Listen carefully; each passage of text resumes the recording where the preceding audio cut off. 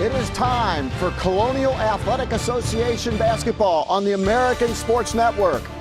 Towson at UNC Wilmington right now. Hi, college basketball fans. I'm Mark Adams, and I love most improved players. Why? Because it shows great coaching and a player's commitment to getting better and improving in anything in life is no accident. It takes hard work, dedication, and a willingness to listen.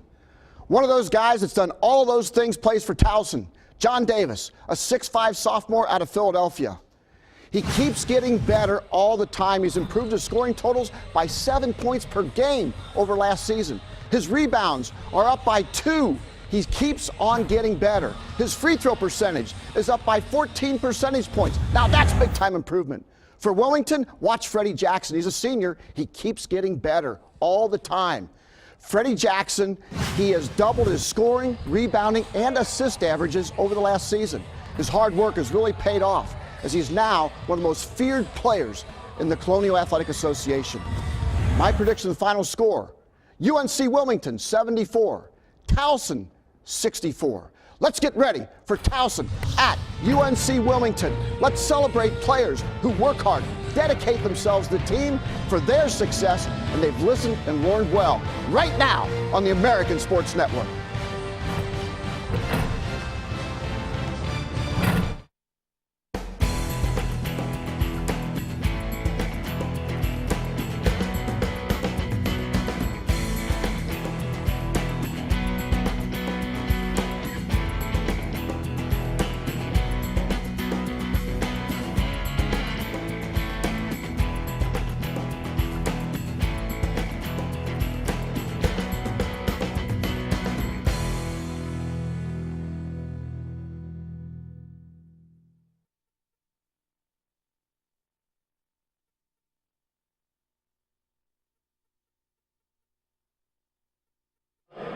We ask everyone to please show respect to the opposing team, game official, and others.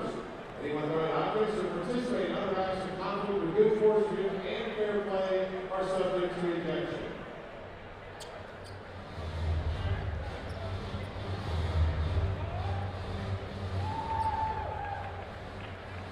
Now for the starting lineups. First with the Towson Tigers. At point guard, 6'1" freshman from Fort Washington, Maryland, number 1, Byron Hawkins. The shooting guard, 6'2" junior from York, Pennsylvania, number 4, Glenn. The small forward, 6'7" junior from Oakland, Connecticut, number 15, Tomas.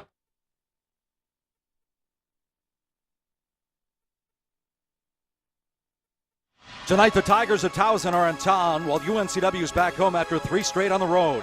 Both are coming off of narrow victories. Towson hopes they've turned the corner, but a victory tonight for the Seahawks, and they would fly into a tie for first. You're watching the American Sports Network as we welcome you inside Trask Coliseum in Wilmington, North Carolina, the home of the Seahawks. And the CAA battles continue as the Seahawks play host to the Tigers of Towson.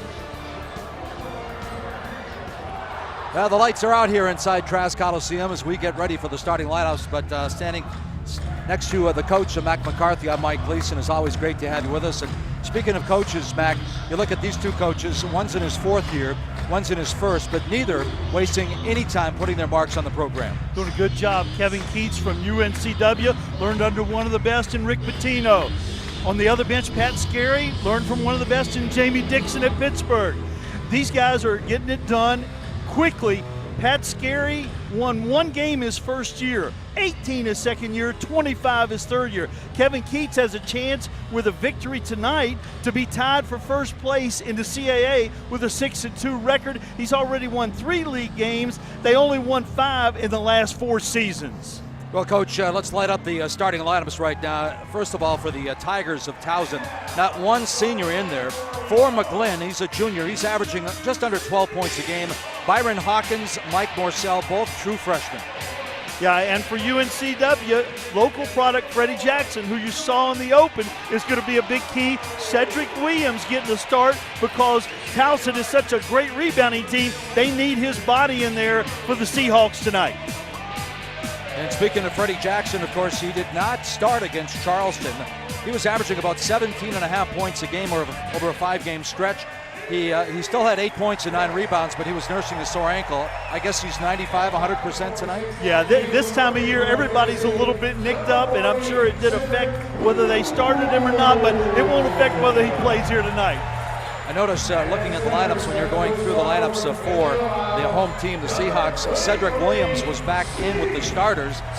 And Addison Spruill, who was the CAA Player of the Week last week, averaging 28, he was not listed. Yeah, he averaged 28 and 7, was the Player of the Week for the Colonial. Had a great performance at William and Mary, but I think they did that probably for rebound, unless it's something we don't know. Cedric Williams is a bigger, stronger body in there, and they're going to need that tonight against Towson, one of the top rebounding teams in America. And speaking of Spruill, he and Craig Ponder are the only two to start all 18 games. It would have been 19, but again, Spruill not in the starting lineup. And for Towson, you talked about rebounding. They're at +8. That is #1 in the CAA. You heard Mark Adams in the top of the show talk about the double-doubles with John Davis. He comes off the bench. Keep out of foul trouble. Is that the reason he does not start? Yeah, I don't think they want him picking up that quick. He's so aggressive on both ends of the floor. He can pick up a cheap one early and then be sitting for a long time. But if he has less than 3 fouls at halftime, he'll start the second half, I assure you. Well, Towson coming in at 9-11, 2-5 in the CAA. UNCW 10-8 to 5-2, as you mentioned. If they win tonight, they'll move into a first-place tie. Northeastern beat by William and Mary 78-62 today. They're both 6-2. And James Madison upsetting Hofstra. And this game is underway, controlled by the Seahawks. Matt Oblas, Louis Andrakakos, and Bill Humes blowing the whistle, wearing the striped shirts, and they'll be refereeing this ball game tonight. For UNCW, you're going to see ball screen, ball screen, ball screen, and drive it. Cedric Williams inserted in the lineup, pays off right away, and you see the press that you're going to see all night long for the Seahawks. Yeah, Williams coming in only 136 points shy of joining the 1,000-point club. It'd be a shame if he didn't get to that 1,000-point club. Yeah, the number one thing Towson can't do is what they did on their first possession, and that's turn the basketball over. And that's what UNCW does. They steal the ball, and they block shots. Geddes gets the offensive rebound, puts it back up. Speaking of offensive rebound, in that victory of 53-51 over Elon, Towson had 23 offensive rebounds in that game. 23 and over 20 for the third time this season. Their ranks in rebounding in the NCAA: 11 in offensive rebounds, 16 in rebound margin, 8 in offensive rebound rate, which is a percentage of misses. They get nearly 39% of the shots they miss, they go get. C.J. Geddes, the 7-footer from Findlay, Ohio, shooting only 56% from the line, hits the first one. The last 2 games, the Seahawks are up to 73, and obviously they've been working on their free throws. And UNCW will press. They'll give it a lot of different looks, but they're going to pressure. They want to speed this game up on both ends of the floor. This is Hawkins, the true freshman out of Fort Washington, Maryland, running the point. A couple of freshmen going against each other right there with Jordan Talley out of Richmond, Virginia for the Seahawks. Glenn gives it up. Foster in the lane, and it's going to be, well, the scrum. I was going to say it was stolen away by the Seahawks. They're going to have a held ball, and the possession arrow pointing towards the Tigers, so it stays on this end. Yeah, and only 11 on the shot clock, which doesn't reset when the defense forces a jump ball. Towson coming off the 53-51 victory. UNCW coming off a 58-56 win over College of Charleston. And so the Seahawks now, they've won 5 of the last 6. 2-3 zone on the baseline out of bounds. Let's see if they are aware of the shot clock. Down to 1. And McGlynn, that's going to be a shot clock violation. Ponder coming up and doing a nice job defensively. 2 turnovers on the first 2 possessions.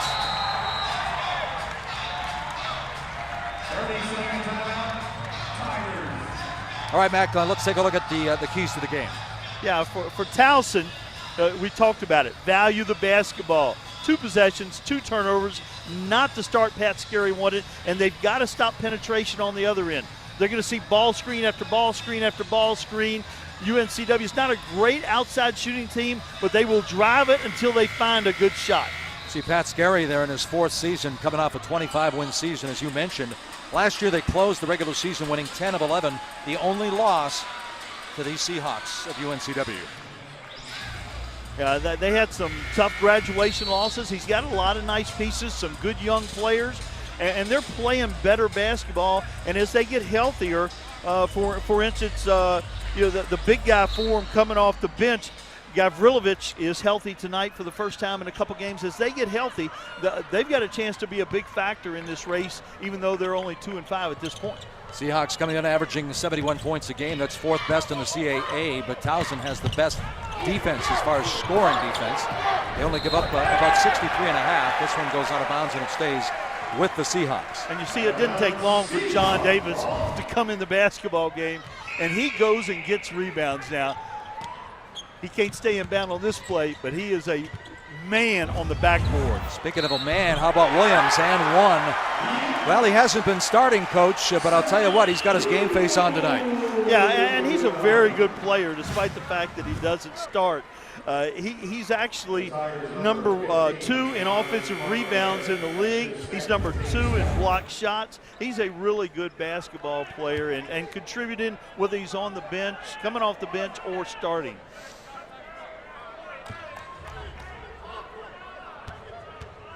Williams, a 58% shooter, career 47% from the field. Knocks down the free throw, caps off the three-point play. He's got 5 already here tonight. This is Davis, 9 double-doubles, 3 straight, and he almost gets his pocket picked. The Seahawks come in number 1 in the conference, 7 steals and almost 5 blocks a game. Yeah, despite the fact that they're not a great shooting team, that they still create some easy opportunities on offense with the steals and block shots. And UNCW already has 5 points off of those turnovers that Towson has to start the game.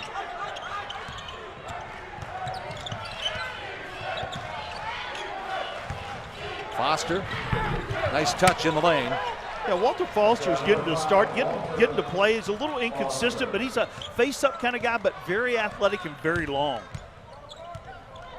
This is Jordan Talley, averaging about 11 points over the last 4 games. He broke into that starting lineup. All right, how about Mac's opinion now as far as the keys to the game for the Seahawks? Well, Kevin Keats, 1 through 5 could be block out and rebound. They've got to do that. Towson is great on the offensive glass. The second thing they've got to do is know who the shooters are and communicate to each other when they're in the half court. Kevin Keats in his first season, as Coach pointed out, the best conference start since 2006. That's the last time they won a conference championship, 1 of 4. I'll tell you this, Coach, I was here a couple of years ago, and this crowd was not like this. It's good to see those crowds coming back to see the Seahawks. I've coached in this building a lot of times, and it's a special place when it's full. Nearly full tonight, really good crowd, leading the Colonial Athletic Association in home attendance, and the more they win, the more they'll come out, and this is a hard place to play. It looks like Trask is back. Wrap your head around this. From 2000 to 2006, they played about 13 home games. During that stretch, Seahawks averaged 12.5 victories at home. That's pretty impressive. You invoked the names of Brad Brownell and Jerry Wainwright around here, and Kevin Keats is trying to live up to those guys' reputation and performance. How about that play right there? Jordan Talley was backing up, but actually looks like he took a push from Josh Ivory, but the foul goes against Talley. That's his first. Yeah, Ivory comes in the lineup. He's stronger with the ball. He's a very good defender, not as good an offensive player as Hawkins, who was starting. Wow, what a touch, what a move by Davis. This guy is really fun to watch. If you haven't seen him, 9 double-doubles like you mentioned, 3 in a row. Big 16-point, 10-rebound performance in their victory over Elon on Thursday night. Morcell rips down the rebound. The freshman hit the game-winning shot against Elon the other night. Here's Ivory, another lefty. And this one's taken down by Fred Jackson.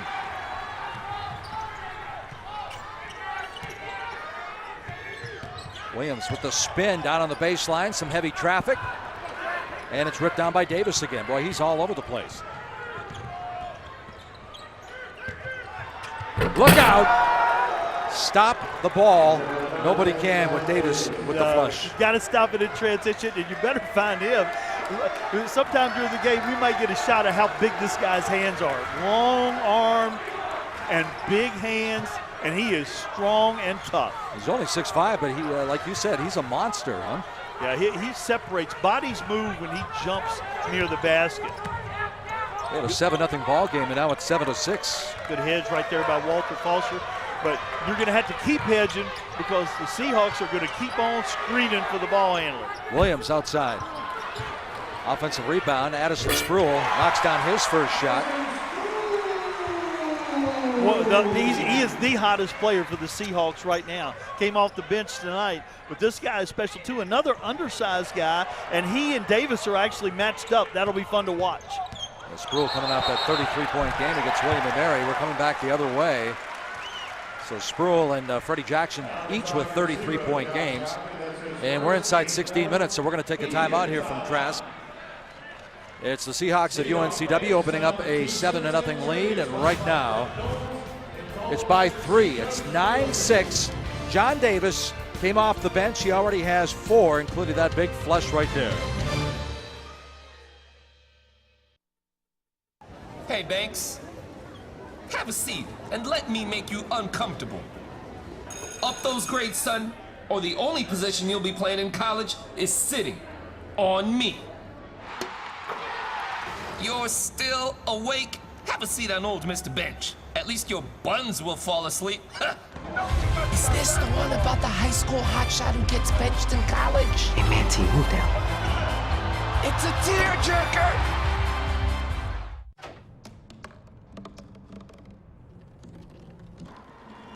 Everybody has a dream.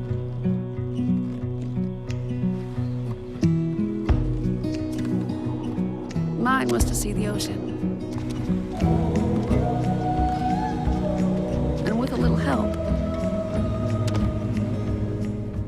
I made it.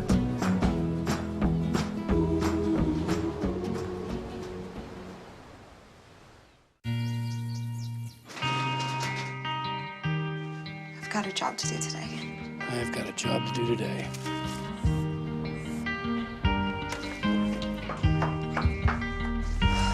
Have a good first day at work, Mom.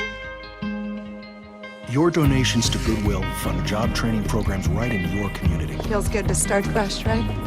Sure does. And like that, you're a job creator.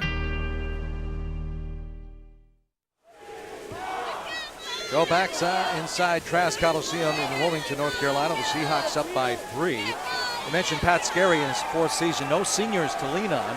And you look at Kevin Keats, not the case for him. No, and his 3 seniors are a big part of why this team is doing this.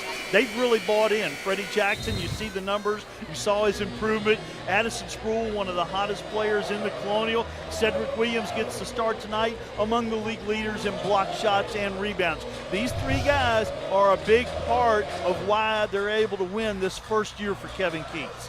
Now getting back to Cedric Williams too, Coach. I mean, last year he was the leading scorer and rebounder. He had a 3-game stretch early in the season where he was averaging 17 points and 12 rebounds.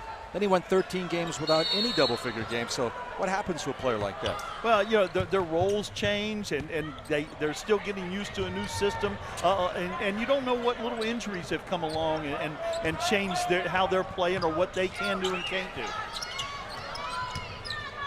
Chuck Obodo on the floor now for Kevin Keats. And number 13, Jackson with a hop skip, finds the open man. Sherwood pulls the trigger from 3, it doesn't go down, and Hawkins clears. Neither team is afraid to go to the bench and play a lot of people.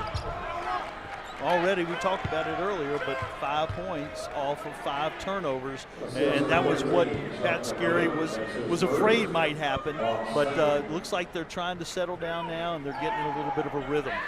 And of course, if they can stop UNCW from scoring, then they can't get their press set up.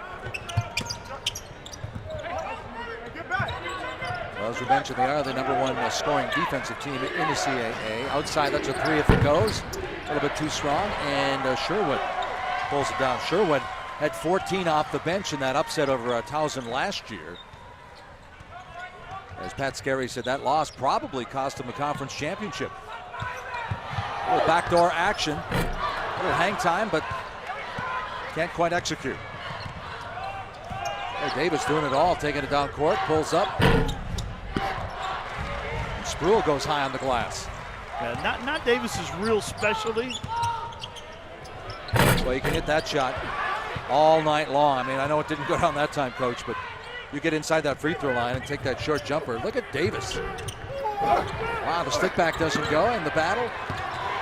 Foster is fouled. He's going to the line shooting 2. Good job by Foster. He struggled shooting the basketball from the free throw line, shooting only 44%. But he stepped up the other night against Elon with the game on the line and made 2 big ones inside of a minute. 6'8", 230, good size, only a sophomore out of Atlanta. Earlier in the season, Coach, it looked like he was about to break out. Early in January, had double-figure games back-to-back. After not hitting double figures for his first 47. Very active, very long and athletic, got a huge wingspan, and has just been a little bit inconsistent. And he's also, his minutes have been affected by foul trouble too.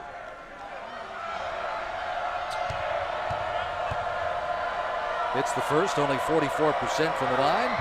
Takes his time and gets both. That's at least 4 in a row I know of, because I saw the end of the game the other night against Elon. Big win at the buzzer on the road really helped this team's confidence coming in here. Now, the press is different. When Towson presses, all they're trying to do is slow things down. If you make a mistake, fine, but they just want you to take a little time off the clock. Seahawk lead down to 1 now, 9-8. They pressed back into the matchup. The Seahawks will press back into man or back into the matchup 2-3 zone. Towson may play a little bit of zone tonight, but right now they've been all man-to-man in the half court. Spruill, line drive, shot doesn't go. Good box out that time by Hawkins. As you mentioned, just a freshman, really talented guy. Great left hand, despite the fact that he's a right-handed shooter, prefers to drive it with his left hand. For McGlynn, the junior, the leading scorer, has yet to score a bucket. Davis takes it to the rack with a vengeance. He's got 6. You know, sometimes he looks like he's unstoppable. He can bump you off of him, create some space, and he can reach over you with those long arms and control the ball with those big hands too. When he puts the ball on the floor, it looks like guys get out of his way. They're afraid of him. It's like a bull coming down. Spruill, nice job finding the opening and just slams it down. Spruill's really a versatile guy. He can make that 3, but he can also put it on the floor. Again, an unusual size guy. He doesn't really have a position. He's just a really good basketball player. Same as Davis. Well, they're starting to trade buckets now as Seahawks lost the lead. Now they regain it by 1, 11-10.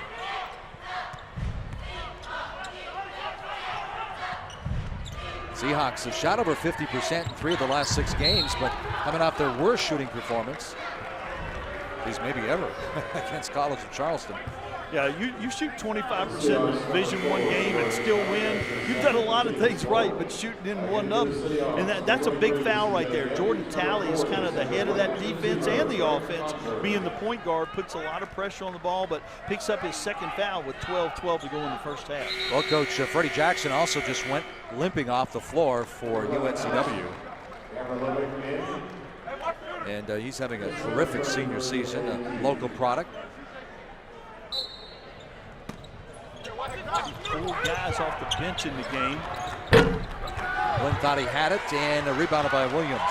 McGlynn really needs to get going, shooting 22% from 3 in league play. When they were winning 7 out of 8, he was shooting the ball really well. Geddes, the big 7-footer, gets inside, gets the bucket. He's got 4.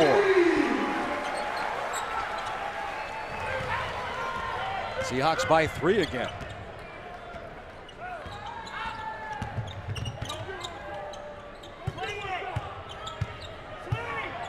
Grilovich, a really good shooter, a really skilled player. Transfer from Dayton, a graduate student from Dayton. Goes in strong, and Williams has yet another rebound. So Cedric Williams might wind up having a double-figure rebounds today for the 13th time this game. Goes out of bounds. That's impressive. C.J. Getty's running the floor, and they rewarded him. He's lost 30-some pounds. Addison Spruill, the 6'4", 225-pound senior, did not start. Didn't take him long to get in the scoring column. Flushes down 2 of his 4, and the Seahawks lead it by 3.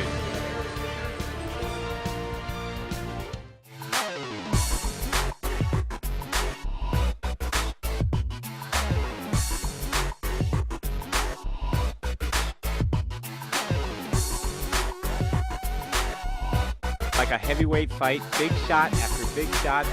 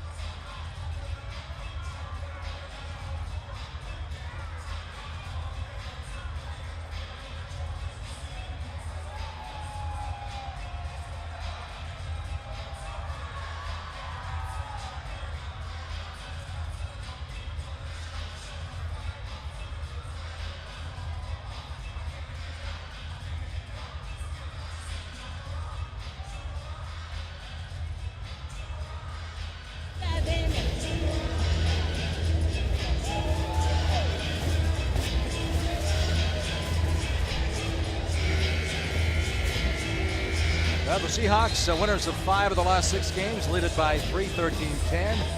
And as Mac told you earlier, if they win this ball game, suddenly they're in first place, at least a 3-way tie. 3-way tie, 1 game short of halfway through the Colonial Athletic season. Big win for William & Mary over Northeastern today to create that situation. Tony Shaver's got his bunch playing really well up there in Williamsburg. How about Hofstra losing to James Madison 69-63? Ron Curry with 25. Awanye Green had his 16 and 7, but Amin Tanksley only 5 points.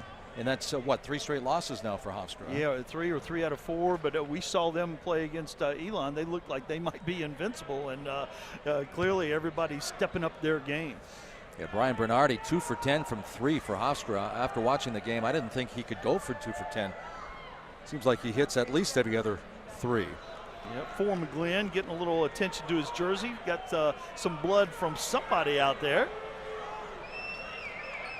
Well, Coach, yesterday in practice, you said we're not going to see many 3s in this game. So far, they're combined 0 for 5. Yeah, we're not going to see a lot of made 3s. These two teams are last and next to last in made 3s.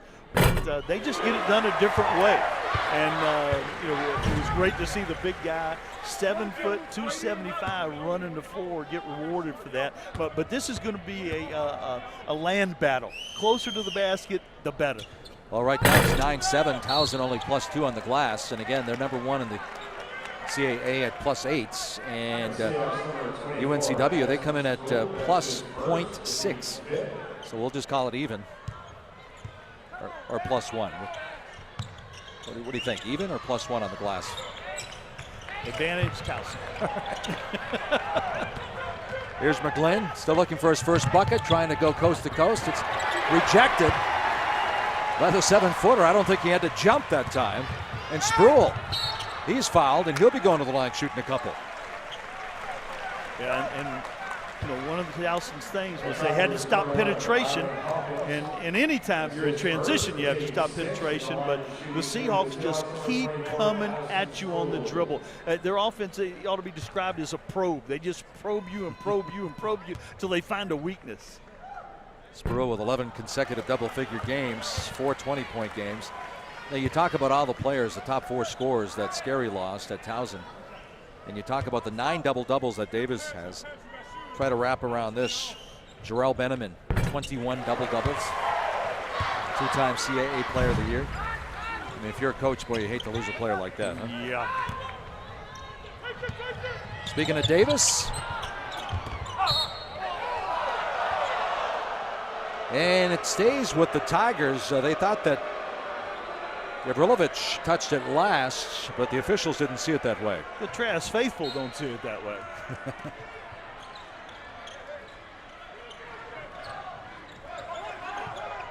2-3 zone, again on the baseline, out of bounds. Getting back to McGlynn down there in the corner. 3 times he's knocked down at least 5 threes in a ball game, but the last time was on December 29th when he had 27 points. They were telling us yesterday that he'll keep shooting, but if he's not hitting, it will affect his game. That was partially deflected, and look who comes up with it. Guess who got it, though? Number 10. Well, how about Geddes? He's been aggressive tonight. Yeah, very aggressive. I think they were challenged by what they were going to face tonight in Towson. He and Cedric Williams both seem highly motivated. Ponder tries the 3, and there's a foul down on the baseline, and it's going against the Tigers. It looks like Gavrilovich, the 6'9", 245-pounder. The Frenchman who went to the IMG Academy and then to Dayton, graduated, and wanted to play one more year of college basketball. Coach Scarry had recruited him a little bit when he was at Pittsburgh. Very skilled, but got caught for the foul that time. Well, Geddes has 2 double-figure games, both against Hofstra. Coach, I don't want to jinx the young man, but right now he's got 6 points. You mentioned the 31 pounds he lost. They say he's added 4 inches to his vertical, but I'm still waiting to see that. Parker Rivera back in the game for Towson with 2 fouls. He's a really valuable guy to them on both ends of the floor. Almost another steal. Geddes now 7 points and 4 rebounds. Out of control. Here come the Seahawks. Jackson gives it up. Sproul flushes it down. The local products combined on a spectacular highlight fast break.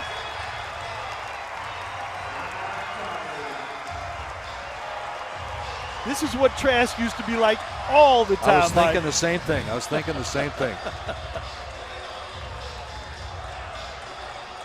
Well, Jackson unselfishly easily could have taken that one in, but Sproul coming off the bench now with 6 points. You know, you look at these two, Sproul and Jackson, each have a 33-point game. Each have 4 20-point games. Check that, Freddie Jackson has 5, but maybe Sproul will catch him here tonight. And their numbers really parallel each other. You know, and when you're winning, it's so much easier to give that ball up. You know, that's a really good unselfish play, and you can just feel the spirit of this basketball team. You know, and they've played a lot of close games, and there's a lot of basketball left to be played yet. But they are really confident and feel good about each other right now. Saw the numbers on Sproul. McGlynn eyes a 3, thought he had it. Foster's there to clean up the glass, and they get 3 opportunities, but now they lost it. Mike Morcell, the freshman, couldn't find the handle. Morcell 4 for 8 in his last game, all 8 of his points coming in the second half against Elon, including the game winner.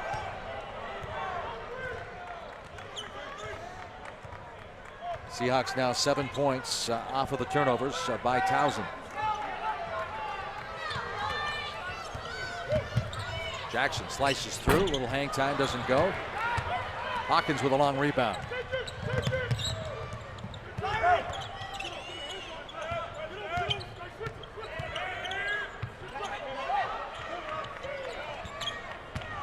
Hawkins finds the opening, left hand and one. Beautiful shot by the freshman. And they drew the foul that time, and this is a big key. You know, UNCW is playing defense, pressuring all the time, and this will only be the 3rd free throw by Towson in the game. 11 minutes into the game. They're number 1 in America. They're number 1 in the Colonial and in the top 10 in America in free throws made and free throws attempted. Well, against Elon, they certainly had their opportunities. They missed 15 of them. They were 10 of 25, but Hawkins pulls off the 3-point play. And we've got a 6-point ball game. We got it 19. And we see the zone from Towson, 2-3 zone. They won't match up quite as much as UNCW. Wow, there's a stick back by Cedric Williams. He's got 7. I'll tell you, they challenged their guys to be ready for what they were going to see on the backboard. And there's yet another turnover by the Tigers. Only had 4 turnovers against William and Mary. And right now that's number 8. How about Williams getting it done on the glass there? Yeah, he is motivated to play against these guys. Sproul returns the favor. Jackson misses the 3. And chases the rebound, and Foster's charged for the foul. That's what they call following your shot, Coach. Yeah, the long shots equal long rebounds. And as a defender and as an offensive player, you've got to be aware of that. So Jackson playing in his 110th game as a Seahawk goes to the line. Foster picks up his second. We talked about Parker Rivera already having 2. And Parker Rivera has yet to score, and he's been averaging about 14 points over the last couple of games. First point for Jackson tonight. He said it was going to be a battle. Yeah, points in the paint, and Wilmington is more than holding their own with a 12-8 advantage at this point in time. John Davis checks back in with 6 points. Mentioned the 3 straight double-doubles over the last 3 games, averaging about 19 points, 10 rebounds. Sherwood in for Geddes, and that's probably a response to thinking that Towson may stay in that zone.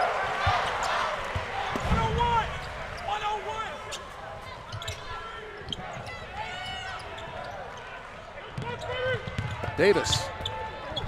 Well, when he wants to go to the rim, he gets there. Yeah, and he just uses that body, creates a little space, and is able to get that shot off. He's a really talented player, playing more and more confident. You saw in the open about how much he's improved statistically over last year. Of course, last year he also had mono for a great deal of the season, too. Yeah, that can certainly slow you down. 23-15, the Seahawks with the opportunity to open up a 10-point lead. A missed opportunity, goes out of bounds. Breaking the press, always good to look down the floor. John Davis with the finish. I was going to say, always good to get the ball in the hands of John Davis, too. Yeah, he's a good guy to throw it to. So Sproul picks up his second foul, and the 7th team foul now. Towson has 8. So both teams in the bonus. And Kevin Keats expressed this yesterday, too. He said, we've got to be able to pressure them the way we like to pressure people, but we've got to do it without putting them on the free throw line. So far, they've done that, but it's starting to pick up a little bit. The numbers are starting to mount up on the foul total. Well, the front end doesn't go down for Eddie Keith. Yet another freshman for Coach Scarry.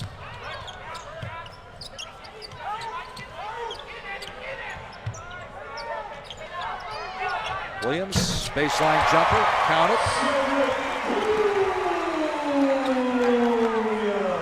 Williams now 1 point away from a double-figure game, his first in 14 games if he gets it. Davis, the 6'5" Davis playing like he's 6'8", 6'9". He's fouled, and he's going back to the line. He'll be shooting 2. And we're inside 8 minutes, so we're going to take another television timeout. When we come back, John Davis will be at the line. They're trailing by 10, 25-15.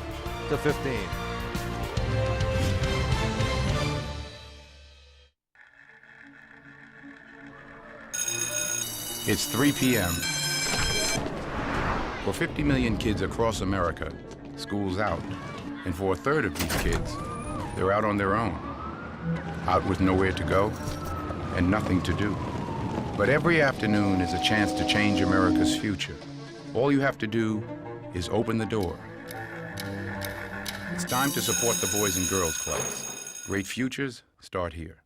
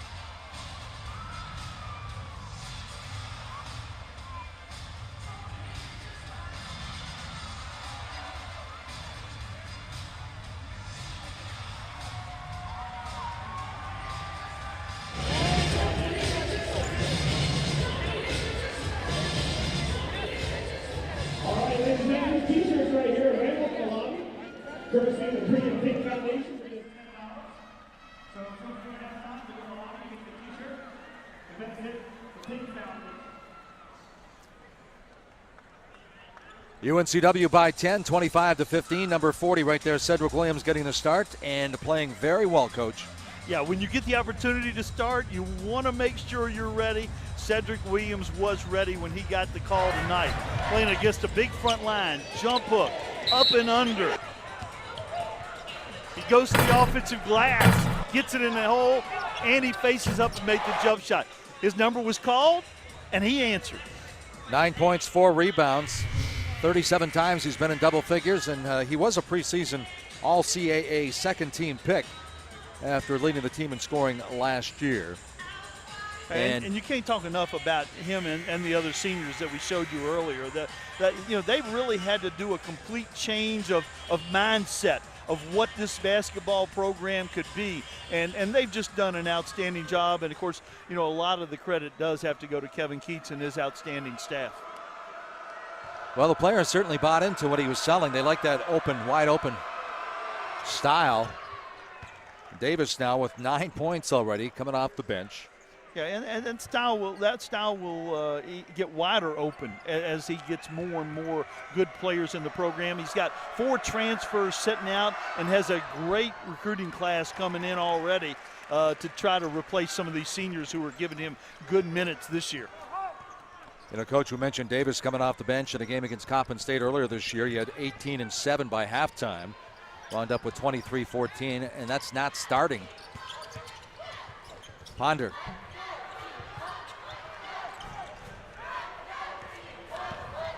The guards for both teams have been a little bit quiet, and that's kind of how we figured it would be. Well, there's a trip. I think I'm going to call it against Ponder. That's going to be his second. Eddie Keith, another freshman, another really talented guy for Pat Scarry, a guy he thinks is going to be really good. He's a really good passer, playing a lot of point guard. He's a big point guard at 6'5", 220 pounds out of Orlando Edgewater High School. Only 54% though from the line. Again, Pat Scarry losing his top 4 scorers from last year. Yeah, we talked about the fact that they've made more than everybody in the country. They attempt more than anybody in the country, but they don't shoot a great percentage. That's a good point. As a team, 66%. Boy, against Elon, 1 for 11 from 3, 10 of 25 from the line, but they were plus 14 on the glass. They still found a way to win, and some of UNCW's stats look the same. But again, they do have the blocks and steals to kind of carry them and get them some good shots. Towson back to man-to-man. Ponder out of Hargrave Military Academy. We'll talk more about Hargrave with their head coach, Kevin Keats, later in the broadcast. This one pops out, and the whistle, the foul. Looked like the ball was out of bounds, but it looked like they called the foul. Samaj Parker Rivera picks up yet another foul. I think that's going to be 3 on him, and he's yet to score. Well, Parker Rivera just came back in the game along with Foster. Oh, excuse me, it wasn't on him. I think just called it out of bounds. Cedric Williams showing why he's the second number 2 offensive rebounder in the Colonial Athletic Association. Certainly making the most of his minutes tonight, getting back in that starting rotation. Giving the Seahawks another 35 seconds to get a good shot.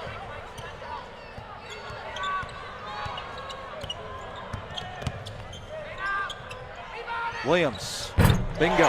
He's in double figures with 11.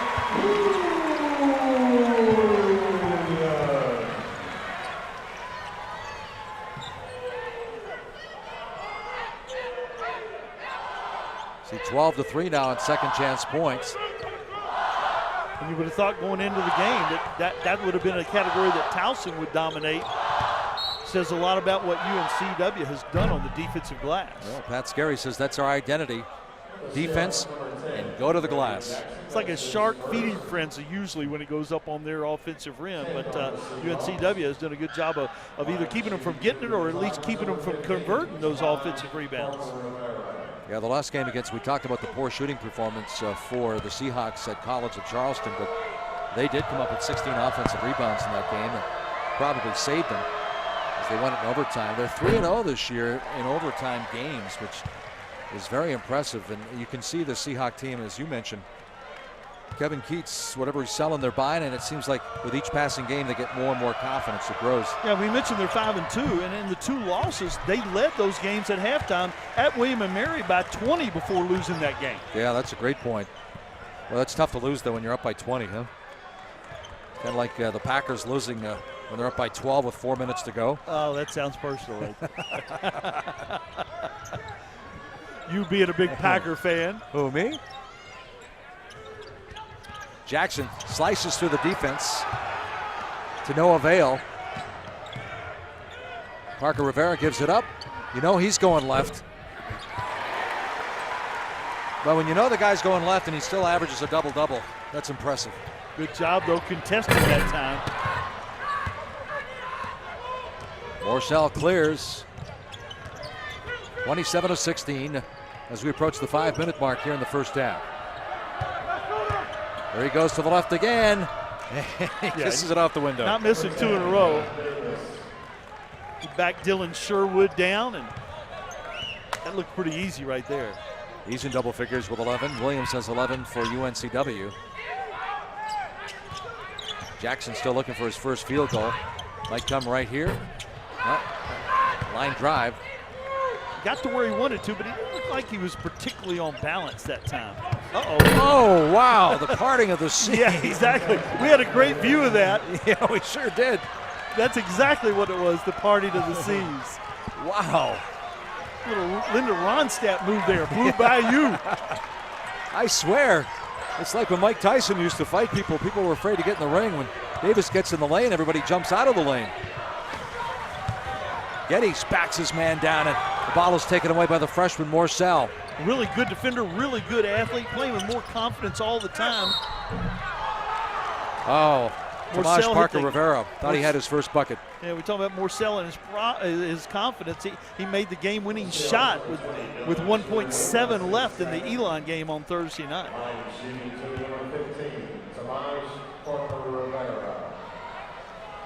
6'7" junior, averaging 14 and 8.5 rebounds over his last 2 games. So looking for his first point. Still looking for his first point. He's been in foul trouble, but he just hadn't gotten in any kind of rhythm. And again, I think the UNCW defense has something to do with that. 6'7". They say he's added close to 30, 35 pounds of muscle since arriving on campus. Wow, that's frustrating. We got it halfway down and it pops out. Tigers still only trailing by 7 though at the 3:50 mark.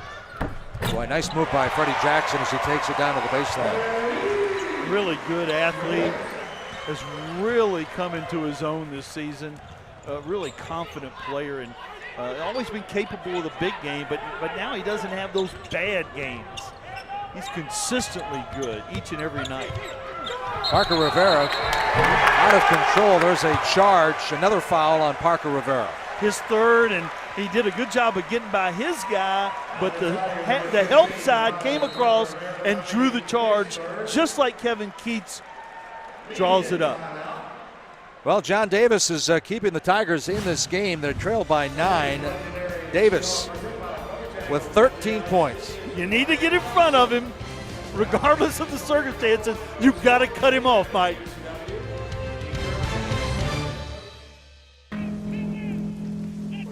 Celebrate the soggy shoes and the slow starts. Celebrate the lessons learned along the way.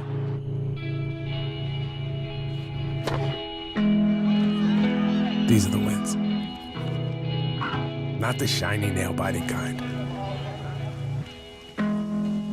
These are the last a lifetime kind.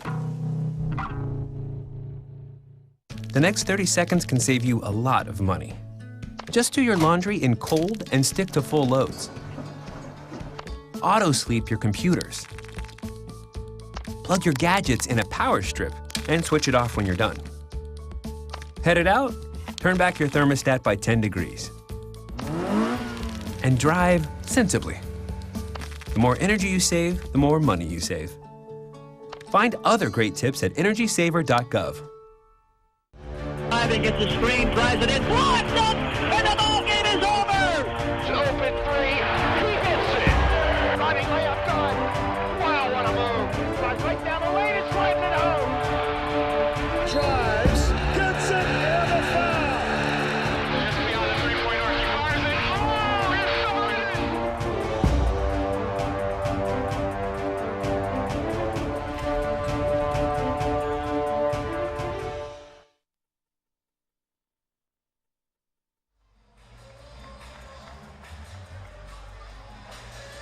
Well, John Davis with 9 double-doubles, and Coach, I'd bet that winning lottery ticket you got today that he's going to get his 10th here tonight.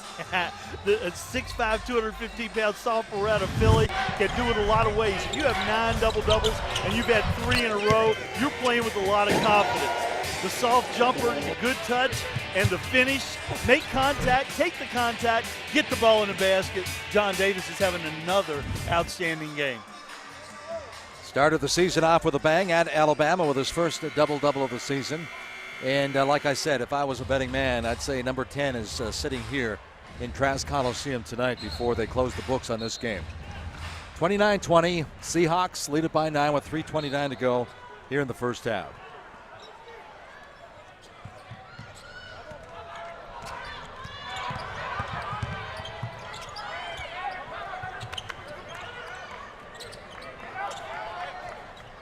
This is Jackson.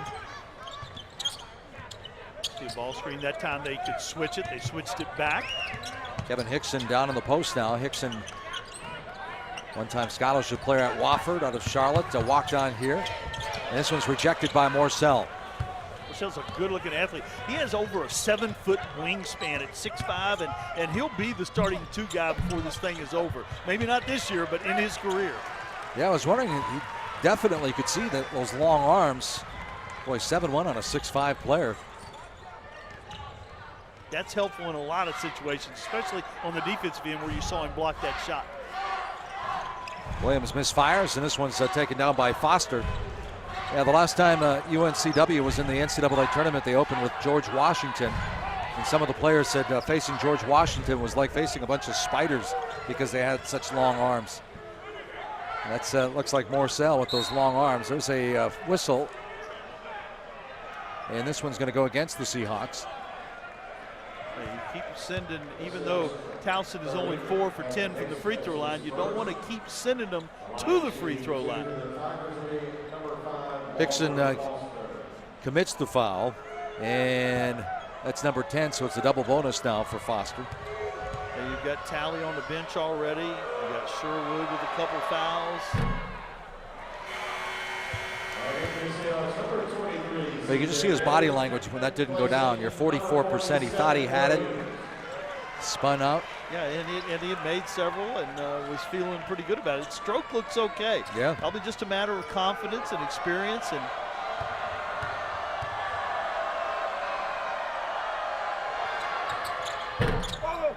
missed that one too. There's a whistle. Is it a lane violation?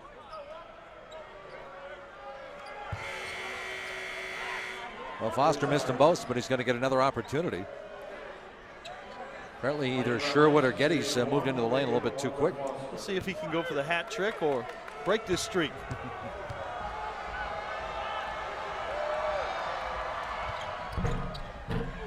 It's popped out again. Wow. Are you sure Kevin Keats doesn't have a wire? 4 for 12 from the free throw line now for Towson. That's 8 misses and a 9-point deficit. Jackson crossover. Oh, looks inside, and Hickson. There was an opening just for a millisecond, and Hickson can't come down with the handle. Looked like a good play. He created some help, drew his man to him, but he couldn't complete the pass. Mentioned Hickson starting off at Wofford. He had some injury problems. He was playing intramural basketball here at UNCW and just having a good time when one of the assistant coaches for Kevin Keats actually stopped him on campus and said, hey, there are going to be some tryouts. And here he is playing college basketball again. A big W tattoo on an arm. I don't know if that's Wofford or Wilmington, but right. I guess he'd say Wilmington right now, wouldn't he? He better. Look at Davis, goes to the left again, and there's the stick back by Eddie Keith. Yeah, again, a 6'5", 220-pound freshman. And that's a culture. Offensive rebounding is a culture, and that's what Pat Scarry has taught and taught it really well. You mentioned this earlier in the broadcast. Both coaches have some transfers sitting and waiting for next season. We're looking for Geddes inside. Jackson, now that's twice that his passes have gone out of bounds. Yeah, and Towson has a good one sitting out that you mentioned. So you look at the turnovers now, 9-5. That was 9-1 at one juncture. Yeah, and Towson had 7 really, really early. So they've cleaned their offensive ball handling, value in the basketball. They've cleaned that up.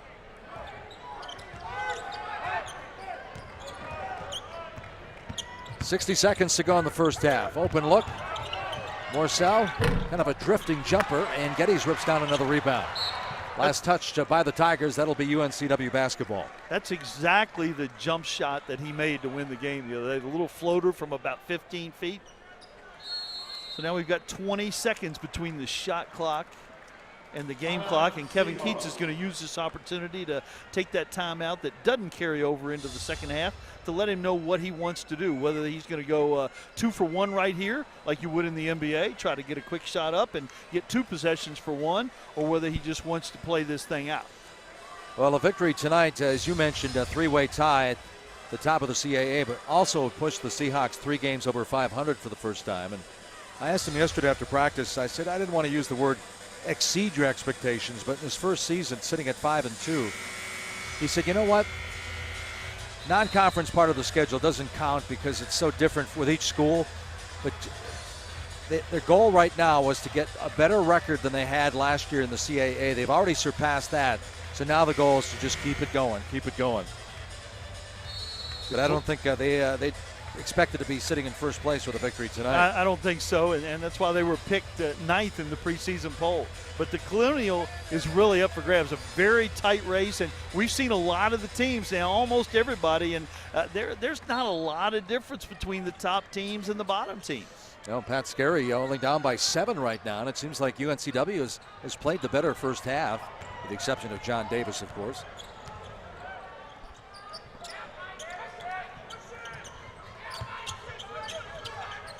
Seahawks playing it out, trying to make sure they get a really good look at the rim. Wow, Ponder just sliced through the defense for his first bucket. And he's very patient this half and really did a nice job right there. Davis, that's deflected by Hickson, and Geddes rips it down.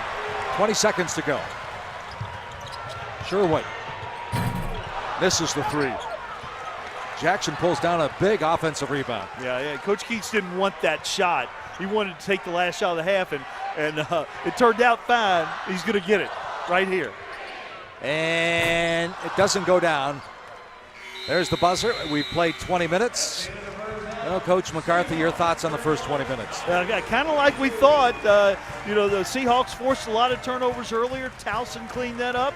Their rebounds weren't as big a factor because UNCW really did a nice job of battling them on the backboard. Well, Williams with 11 points. Davis 13 points, 8 rebounds already. And Geddes, the 7-footer, with 7 points, 7 rebounds. It's 31-22. Our ASN halftime report is coming up after this.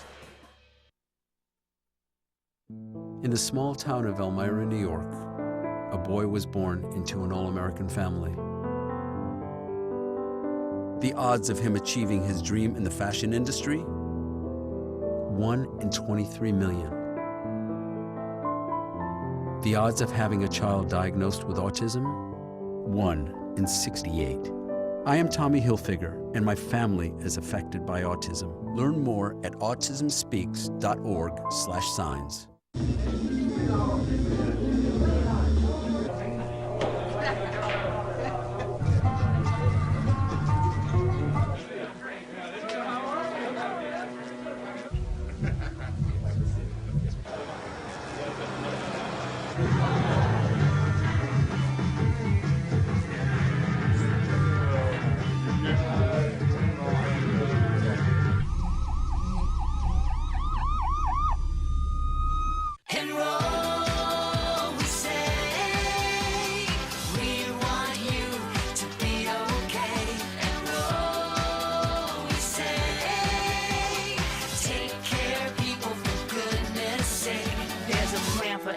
Budget, so don't accept defeat. Now you can get covered and still buy me treats. You take care of your pets. Now it's their turn to take care of you. Visit getcoveredamerica.org to learn about your health insurance options.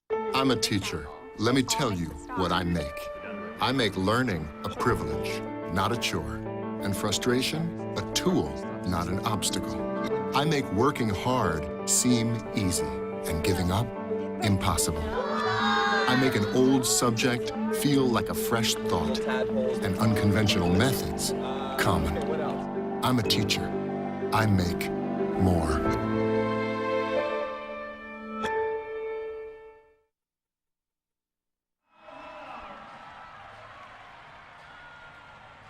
It's halftime in Wilmington, and watch out, Seahawks. Heading into the week, road teams were 17-13 in Colonial athletic play. Heck, between them, Northeastern and Hofstra are 6-1 on the road in league play this season in the CAA, and 9 out of 10 Colonial teams have already won a road game. Never fear, you're safe at home with us on the American Sports Network. Hi there, my name is Mick Schaefer, and coming up at halftime, we'll have a fellow by the name of Mark Adams come on to make you smarter about the game of basketball. He's the brains, I'm the looks. That's what I tell myself anyway. Our weekend of college hoops is not yet done here on ASN. In fact, we have a 3-pack of games for your viewing pleasure tomorrow. It's starting at 1 p.m. in the Patriot League. Lafayette at Lehigh from Bethlehem, Pennsylvania. Both the Mountain Hawks and the Leopards trying to keep American from just running away with this conference. At 3 on Sunday, it's more women's basketball. Northeastern at Elon from the CAA. Elon women faring just fine, thank you very much, in their first year in the Colonial. And then we end the 8-game weekend in the Ohio Valley. 6 conferences, by the way, represented this weekend on ASN. It's a men's game. Belmont at Tennessee State. Belmont, an NIT quarterfinal team from a year ago. Tennessee State still looking for its first conference win of the season. Coming up, we hear from our hoops expert, Mark Adams. Stay with us. It's halftime on ASN.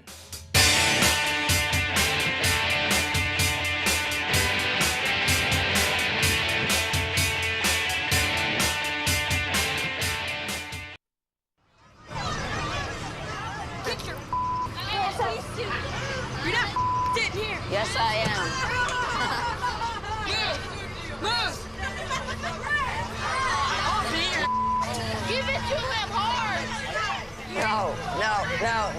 Every day, kids witness bullying. Why you stab me with it? No. They want to help, Ow. but don't know how. Oh, you got... Teach your kids how to be more than a bystander. Visit stopbullying.gov.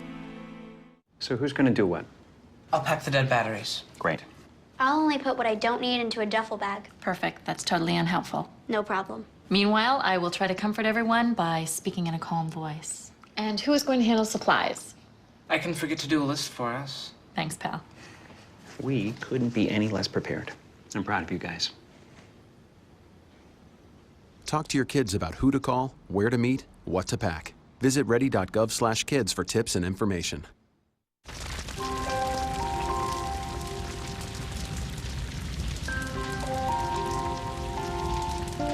A single ember that escapes from a wildfire can travel more than a mile. That single ember can ignite and destroy your home or even your community.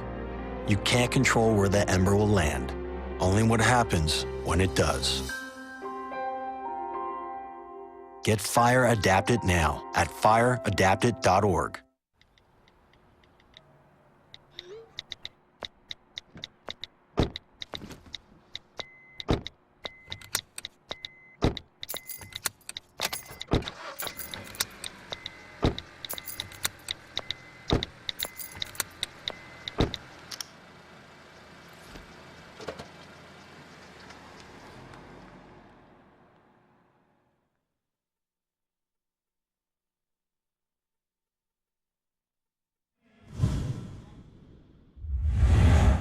Hi, college basketball fans. I'm Mark Adams, the primary national college basketball analyst for the American Sports Network.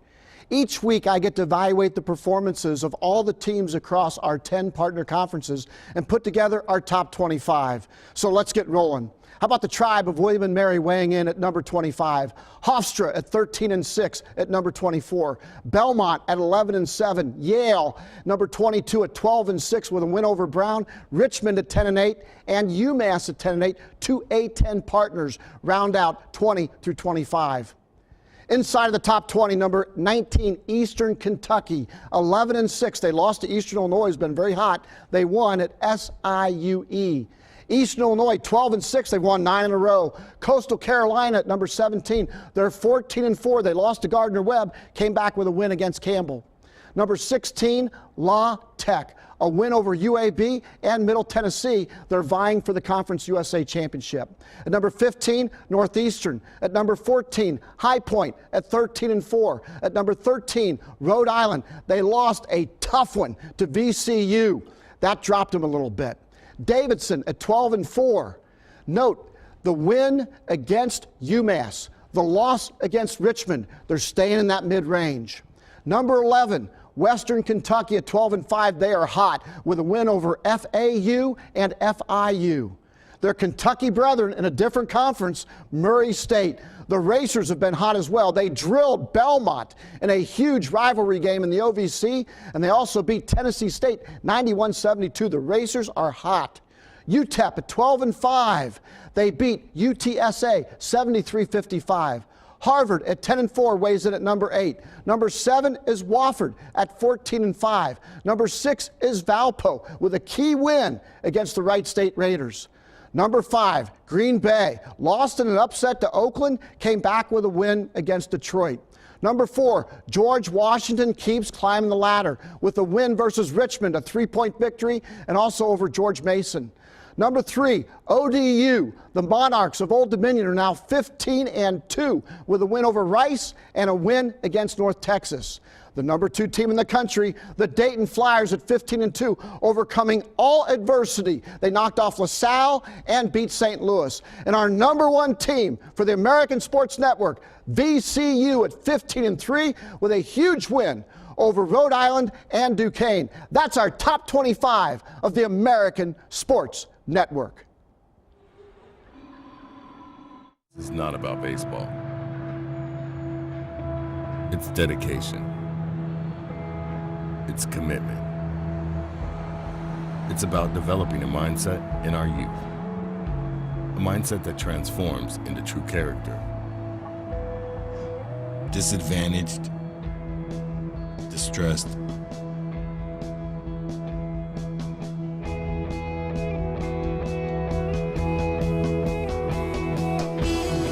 new fields envisioned as new opportunities. Instructors teaching life. Lessons learned.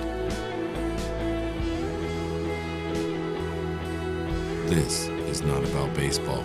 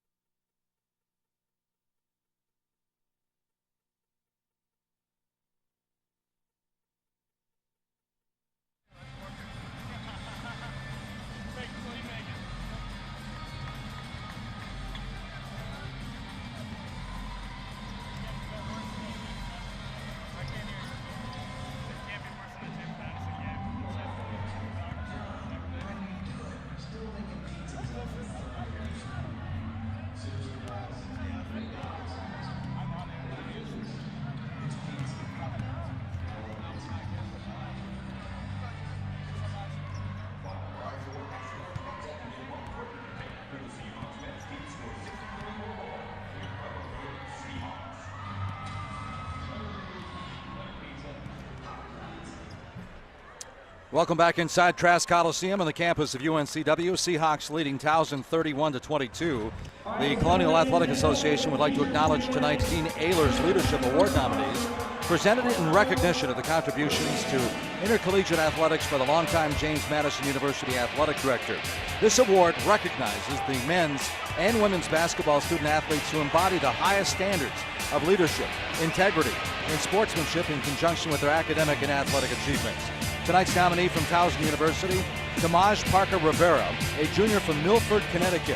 He's majoring in economics, and representing UNCW, Dylan Sherwood from Pittsburgh, New York, a junior who is majoring in finance. I'm with Mack McCarthy. He's majoring in basketball expertise. You told me yesterday that UNCW better go to the glass to play this Towson team. Right now it's 25-25 on the boards. Yeah, and that's a lot of rebounds because we knew there'd be a lot of missed shots. But the fact that it's even, advantage UNCW.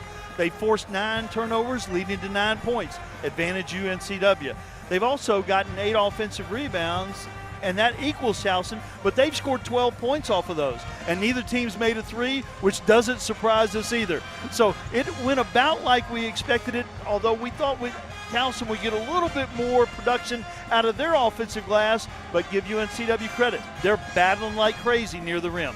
All right, let's light up the statistics scoreboard right now and see the numbers of the first half again. 25-25 as far as the rebounding, a 16-16 in the paint. What else jumps out at you, Coach? Well, the two individual things that jump out. Cedric Williams had a great first half with 11 points and 8 rebounds. And John Davis did just what we thought, 13 points, 8 rebounds. He's a double-double machine, and he has kept Towson in touch. He's keeping them hanging in this basketball game, leading into the second half, down 9. You predicted the three-point shooting, but 0 for 4 and 0 for 8. That's 0 for 12. You think somebody could hit a 3. Yeah, and somebody will, I think. But both teams are very good defensively, and that's what we're seeing. Well, Towson averaging about 4.5 threes a game. UNCW 5, but 0 for 12. Second half coming up. You wanted to be a teacher when you were little, but things changed. Teaching didn't seem that cool anymore. So you decided to become something else. But what would your 12-year-old self say? Amazing things are happening in teaching, so it's time to put it back on your list. Don't try to convince yourself otherwise. You had it right the first time.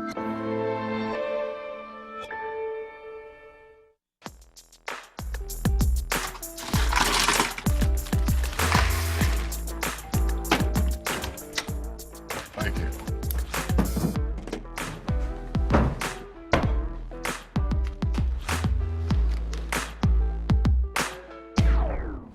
You got a king? Go fish! The smallest moments can have the biggest impact on a child's life. Take time to be a dad today.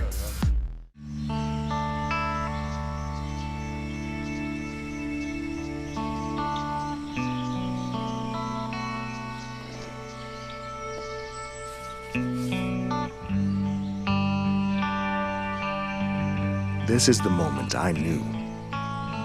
His future had no boundaries. There are some moments only the forest can inspire. Find yours at discovertheforest.org.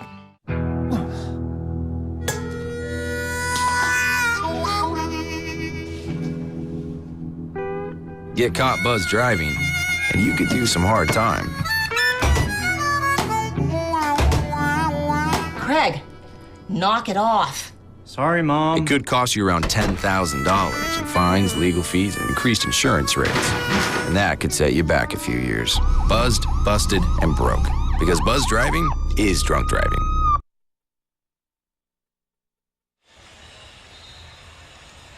Well, ready to roll into the second half right now. And again, keep in mind, if UNCW wins the basketball game, they're in a tie for first place.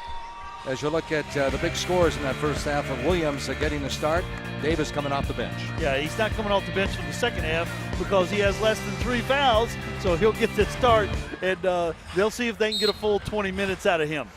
13 points, 8 rebounds in that first half, took 14 shots coming off the bench. Really, he's the only one that's done anything offensively for Towson to keep him in this basketball game. Tally, nice look. Geddes missed the shot. Geddes with 7 points and 8 rebounds in that first half. Yeah, he had a really good first half along with Cedric Williams, who we showed you there, and they went back to Geddes right there, and he just couldn't finish the play. Foster comes right out and knocks down his first shot. Yeah, he is such a talented guy. Just been very, very inconsistent, in a lot of foul trouble, but that's what he is. He's a 15-foot face-up shooter and a really good athlete. You know, Coach, you talk about John Davis and his double-doubles, but Tamaj Parker-Rivera had 14 points, 11 rebounds in the last game. 0 rebounds, 0 points. I don't think Pat Scarry was expecting that. No, not at all. And not only did he not play really well, but he also got in foul trouble, which, limited his opportunities to do that. But I wouldn't expect that out of him in the second half. This is a really talented guy. Over and back, another turnover. That's 6 now on Kevin Keats. Seahawks, where they open up conference play with a loss to Hofstra. It was their 4th straight with Northeastern sitting on the horizon. Northeastern picked to win the league. And then all of a sudden, they won 5 of 6. And as Mac pointed out, they lost to William & Mary by 4 after leading by 20. And you don't want, if you're UNCW, you don't want to come out here in the second half and let them just hang around. You want to go ahead and stretch that lead, and right now that's not happening. Towson coming out ready to play 2-3 zone on the baseline out of bounds. Foster turns. And the rebound's taken down by Williams. He had 8 rebounds in the first half, so he's flirting with a double-double. Really been active and rebounded that in a crowd. Boy, Jackson, nice crossover. Geddes with a little flip. Went to the other side of the rim. I think I saw that 4-inch improvement on his vertical on that shot. Geddes thought he had all ball. They're going to call the foul. Let's go back and take a look at Geddes do a little dance underneath. Yeah, he looked like he was going to go up on the right side of the basket, and instead, there's that vertical you talked about. 4-inch improvement. Went to the other side of the rim and used the rim to keep the defenders from getting to the basketball.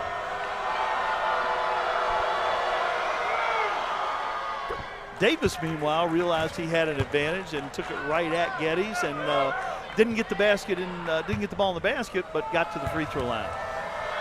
Mentioned his 3 straight double-doubles. He had 4 double-doubles in a 5-game stretch earlier. Knocked down both free throws, so he's got 15. Now 5 players have had double-doubles against the Seahawks this year, and he's going to be number 6. Towson missed 9 free throws in the first half, so that's a good start for Davis, making those first 2 opportunities in the second half.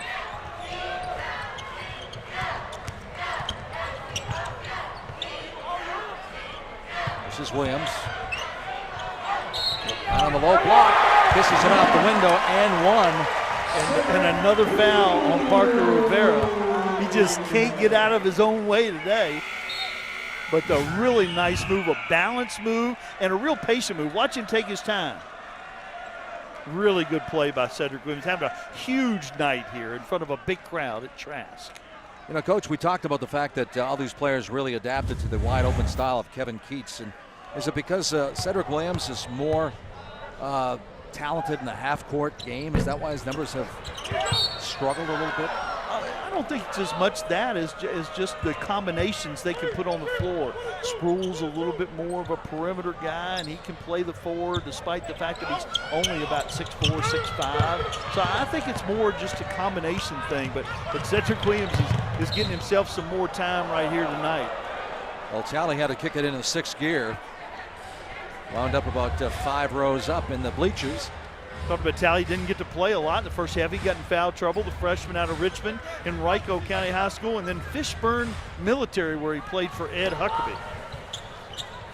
Gavrilovic getting the start here in the second half for Pat Scarry. That's Gavrilovic with the ball. Hawkins, top of the key. Backs it up.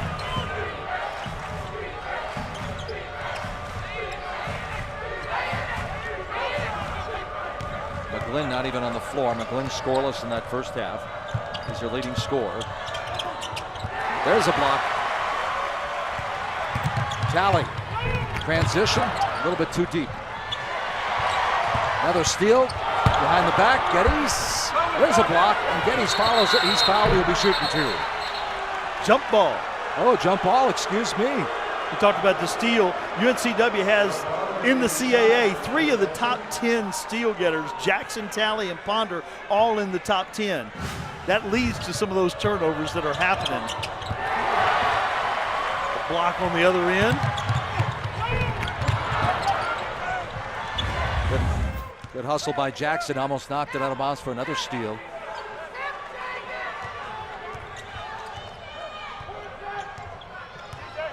Or I should say, almost knocked it out of bounds, or got another steal, I should say. I guess clarify that. Morsell showing off his ball handling skills. 9 on the shot clock now for the Tigers. See if they go high ball screen. They turn the screen down. Hawkins with 3, rings it up, and we have a 3. That's the first 3 of the ball game. And Byron is one that can make it, but he is a streaky guy. 16 for 60, only shooting 26% on the year. Despite being a good free throw shooter, almost an 80% free throw shooter as a freshman. Yeah, he was only 2 for 12 against Elon, but 2 key buckets in the second half. Geddes won't go down. There's another offensive rebound. And another stick back by Williams. He's got 15 points. These guys, Williams and Geddes, really are playing well against a really good front line for Towson.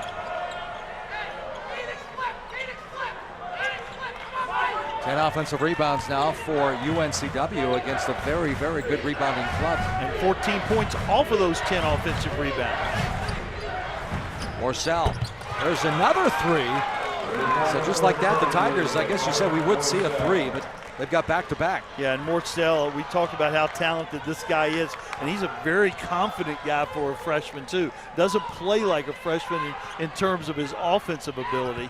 Occasionally plays like a freshman on the defensive end, even though he's very, very talented. Well, there's a wide open shot right there for Ponder. Still looking for the post player. There's Williams. Now Jackson will take it. Do we have another one? And Davis rips down the rebound.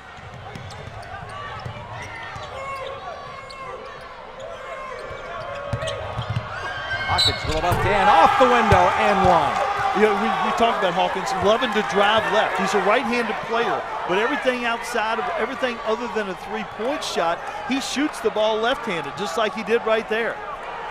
Let's take another look at this one, Coach. Hawkins now with 8. Shot fake. You got to make him go right, even though he's right-handed. Take the contact, concentrate, and finish.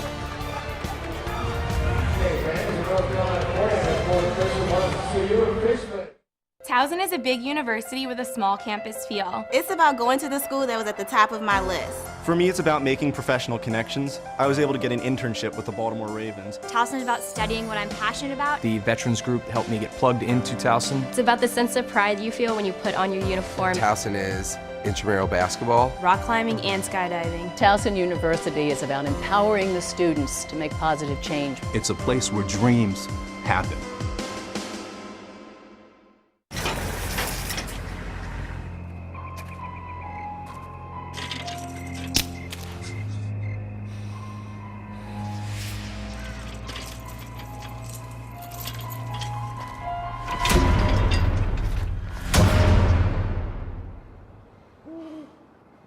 If you don't fix them, sparks from dragging tow chains could cause a wildfire, and that could be scary. Hi, Smokey. Only you can prevent wildfires. Oh! Checking your fantasy league? Nah, just my 401k statement. Nice. Where'd you find the money for that? I've just been saving a little every month. I can't seem to save anything. Well, what about all this? What about the money you're spending? What money? It's gone before I can get my hands on it. I got a pizza for a Todd. Hey, can somebody spot me?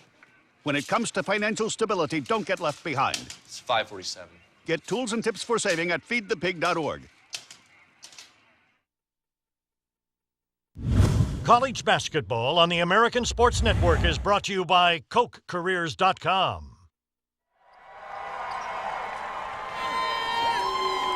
Three-point ball game now, 37-34. We talked about Northeastern getting beat by William and Mary, 78-62 earlier today. So William and Mary and Northeastern both at 6-2.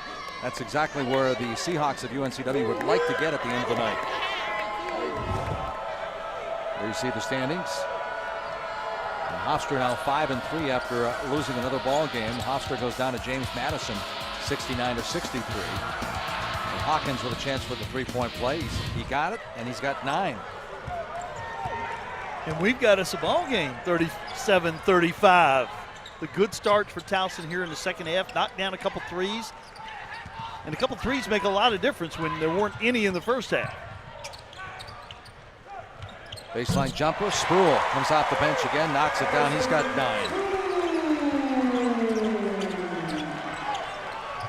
So what was the message that Coach Scarry gave his team at halftime? Oh, I don't think they were doing much wrong once they started taking care of the basketball, but they've got to be more productive on the offensive glass, and we haven't seen that yet. But they're handling the pressure, getting good shots, and they've made a couple threes now. Open man, baseline, 3 doesn't go. Williams with his 11th rebound. And Spruill.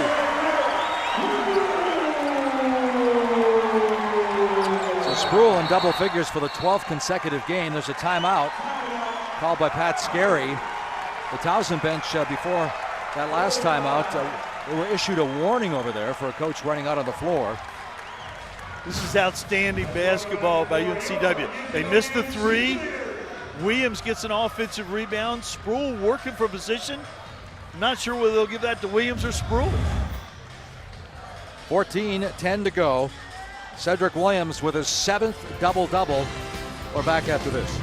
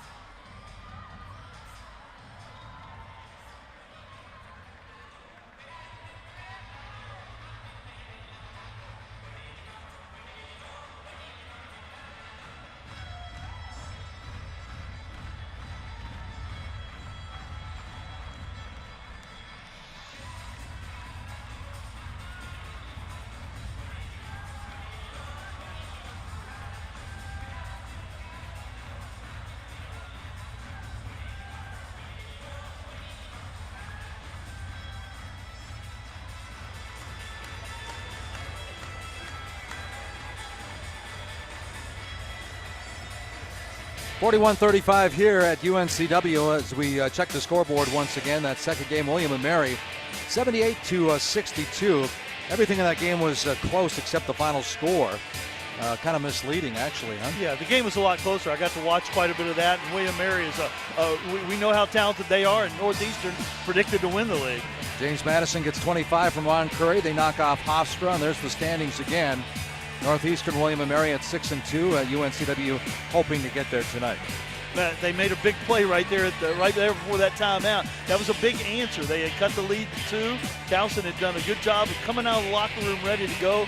But 2 offensive rebounds it took, but they got it in the basket. And I still don't know who scored the basketball, whether it was Cedric Williams or Addison Sproul. I think they gave it to Sproul with the stick back. But Williams does have the double-double. His 3rd this year, 7th of his career. Getting the start for Kevin Keats. And McGlynn back on the floor now for Pat Scarry.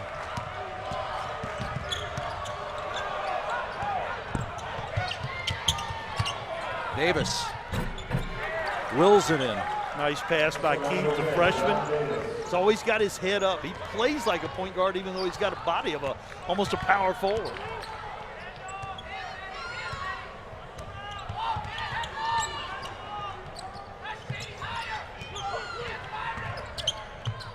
Seahawks always probing. There's Williams. Little step back this time. Looking for his 19th point. He's got 17 points, 13 rebounds. He can make that shot. I like him better going to the rim, though. There's a whistle on the foul going against the Seahawks. I believe it's going to be Williams. McGlynn made that after the whistle, but I think he was even glad to make that even though it didn't count. You know, they got Williams for 17. Maybe they did give him that last bucket, not Sproul. They may have changed it. The PA announcer gave it to Sproul. There's a 3. Boy, McGlynn, his first bucket, he leads. That's his 35th, but he's really been struggling. Yeah, and if somebody does get hot from 3, and they've made 3 so far this half, that would make a big difference in this game. And it certainly can change the complexion of a ball game, no doubt about that. Sproul, there's a 2. So now he's in double figures. Coming off 2 great games where he averaged 28 and 7. Hawkins lights, lines up a 3, doesn't go down. You can't double clutch it. You got to shoot it. Ponder. Wow, there's a goaltending. Ponder with a little shake and bake move in the lane. Boy, Ponder, the redshirt junior out of Hargrave Military Academy, he's gotten from 4 points to nearly 11 a game this year. Who was his coach up at Hargrave? Wow, John Davis with another flush. Well, Kevin Keats, of course, was. I'm not sure who the coach was when Ponder was there. I think it was Kevin Keats. It was? Yeah. Oh, really? Wow, and he's only a redshirt junior, and Keats spent, what, 3 years at Louisville? Yeah, he could have been the one who recruited him maybe, but they have a history anyway. Towson that time really did a good job. They broke the press and went ahead and attacked. They didn't try to set it up, but when they've got the numbers and go to the rim, that really helps them. It's a good point you bring up about Keats and Ponder having a relationship or a history.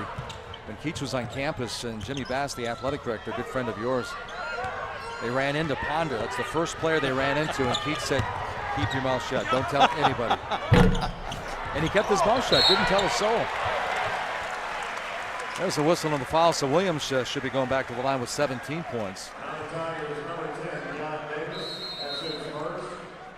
So John Davis picks up his first foul, but he's got 19 points in the ball game. 11:57 to go. We've got a 3-point game again, Coach.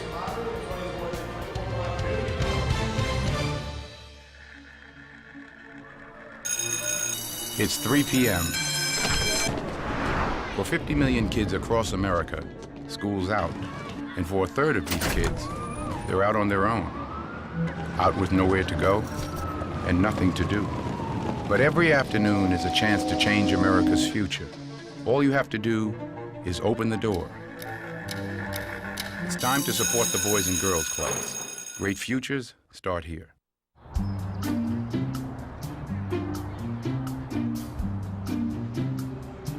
Don't worry, 74 people were picked before me in the NFL draft. To fight childhood obesity, United Way and the NFL are helping kids play at least 60 minutes a day. Okay, time for the team obstacle course. Yay! What this place needs is more healthy kids. To get involved or donate, go to unitedway.org/play60.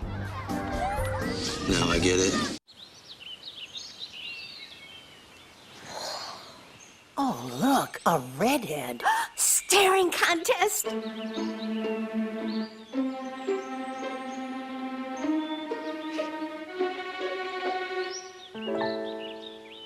You still got it. I know. Come alive with the forest. The dad was cute. You were looking right at us. Visit discovertheforest.org to find a forest near you. 45-42, you see Pat Scarry there in his 4th season, one-time coach of the year in the CAA, his 2nd season when he won 18 games after winning just 1 the first year. Kevin Keats, well, 10 years at Hargrave Military Academy, 2 national prep championships, 3 more runner-up, Final Four twice with Louisville, national championship with the Cardinals, so this guy, he's got quite the resume. Pretty good bloodlines from both these guys, and coaches make a difference. They can make your program, and both these programs are in good hands. Cedric Williams, 17 points, 14 rebounds in the game. His career high is 15 rebounds.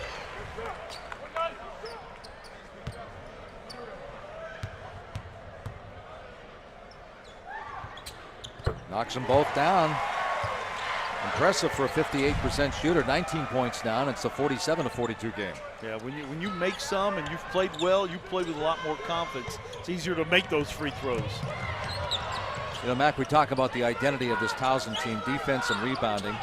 They won back-to-back games earlier this year, scoring in the 50s, held 3 straight opponents in their 40s, and we still have 11:42 to go. I thought this game would be a little bit lower scoring. We're going to get probably up in the 60s, maybe 70s here tonight.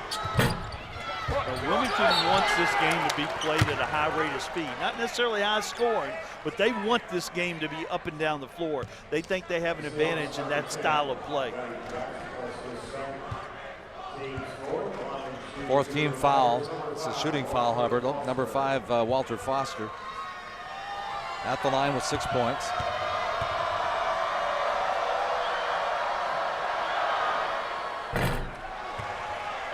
Misfires again from the stripe. Well, you can just see it written all over his face. 44% shooter.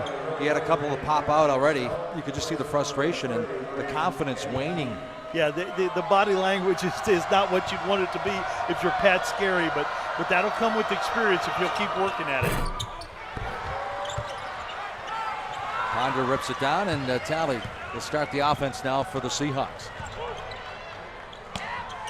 We mentioned played at Fishburne in the same league as Hargrave up in Virginia. Hops given a jump by Sproul and kisses it off the window, and he's fouled. Yeah, he and Davis are amazingly like each other, about the same size. Sproul a little bit more of a face-up perimeter kind of guy, but both of them use their body really, really well in creating space for their shots. It seems like every time Davis goes to the left and Sproul goes to the right, but they're still successful. Boy, the free throw shooting right now, very impressive for the Seahawks. Yeah, and Towson, he continues to be a struggle. They've missed 9 in a pretty close basketball game. That can be critical. 12 of 15 from the charity stripe now for the Seahawks with 11:15 to go. Ponder doing a good job of pressuring McGlynn. Ivory back in at the point now. Another steal for the Seahawks. Ponder flushes one down. He's got 6. Those mistakes are hard to come back from. The 6'1" guard showing some hops, coach. Ponder hadn't had a lot of chances, but a nice play by Ivory turning the ball over. McGlynn didn't meet the pass. Ponder made him pay. So Ponder, we mentioned 4 points a game, averaging almost 11, 10.7. That gives him 6. 42% from the floor, 48% this year from downtown. Yeah, he's number 10 in the CAA in steals, behind 2 of his teammates, Jackson and Talley. But a really big play right there to stretch that lead back to 10. That we'll have to see if Towson can answer that, because that was a pretty big body blow right there. You mentioning Ponder from Hargrave and all the success that Keats had. I'm not sure if Gary McCullough got that graphic built, but boy, what an impressive list of players that he had. Hargrave military went on to the NBA, huh? Yeah, he's got more than 24 players that went on to big-time colleges and the NBA. Not just turning out Division I guys, and there were some notable guys left off that list. It's pretty impressive to recruits coming into his office. You have Ponder, you have a recruit coming in next year from Hargrave military, Trey Grundy. Grundy, a 6'6" forward. Well, the crowd loves it now as Tigers call the timeout. It's going to be UNCW basketball when we come back at 10:46 to go, and now they pushed it to 10 again. You know, we've got 10:46 to go. The reason I mentioned that, Coach, is I was just told that's their last time out. Yeah, that's tough but better than losing a possession right there. You can deal without the timeouts. It may hurt them later in the game, but it was the right thing to do right there, to call that timeout and try to get them settled down. And they're going to get some other guys back in the game and try to get this, press under control. Just like Towson is on the offensive glass, like a feeding frenzy, that's how UNCW is in their press. And you turn it over one time, they get even more energy and even more active in that press. Moments ago, we saw the crowd here inside Trask Coliseum, and UNCW actually leading the CAA in home attendance this year. And again, I mentioned that it's good to see the crowd back out, because you mentioned it earlier how they used to pack this place when they were good back in the Brett Blizzard days. Yeah, and a lot of people in the Colonial doing a lot of things with their facilities. I was talking with Coach Scary about their facility. I coached in the old facility at Towson, saw the other one on TV, and what a nice place that is. And they've made some major improvements here under Jimmy Bass, and I'm sure Kevin Keats will be pushing for even more. But the big thing they have here, it's full. And when you fill this place up, it's a special home court. Well, the big guys playing special too. You said they had to come to play in the paint. Right now it's 30-22. Seahawks +8 in the paint against a very physical Towson basketball team. Back to 10, but every time I turn around, it seems like Towson climbs back in, cuts it to 4 or maybe 3.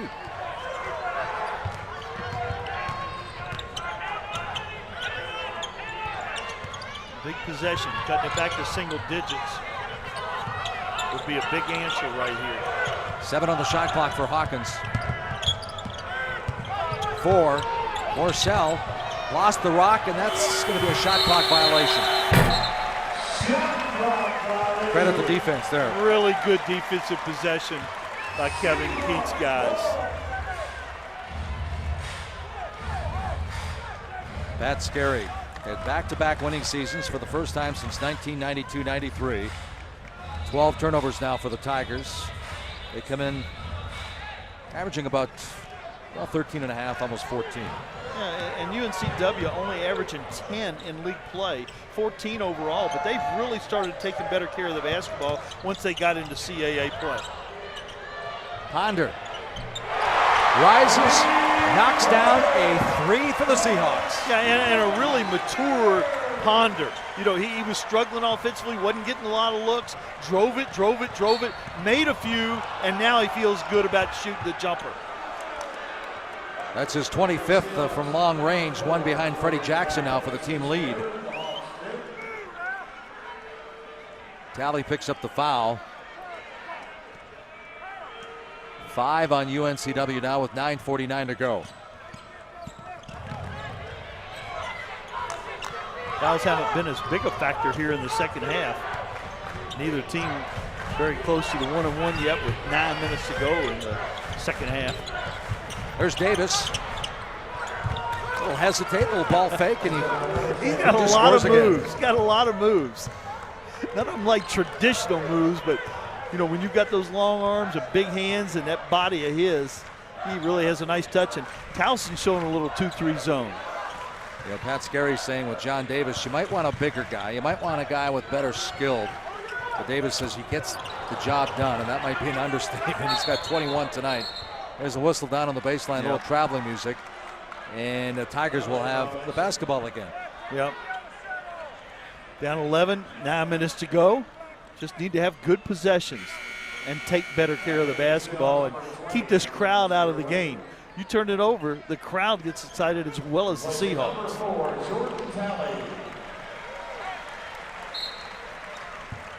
Sherwood checks back in. Dylan Sherwood, the redshirt junior, out of New York. Talley goes out. And we move inside 9 minutes. You notice Sherwood comes in usually when Towson goes to a zone defense because of his shooting expertise. Whistle away from the ball. So Spruill picks up number 3. 16 fouls now on UNCW.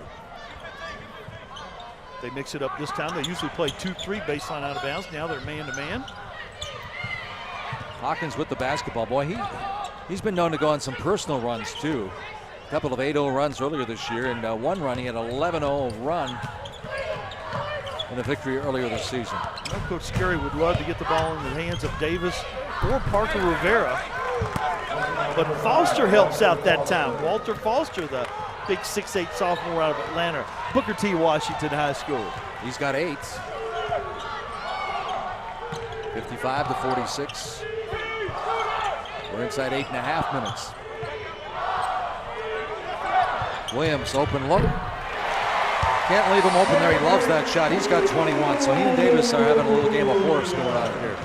You got to make him do something from there. You can't just let him have an uncontested look. Well, Morcell close to an over and back.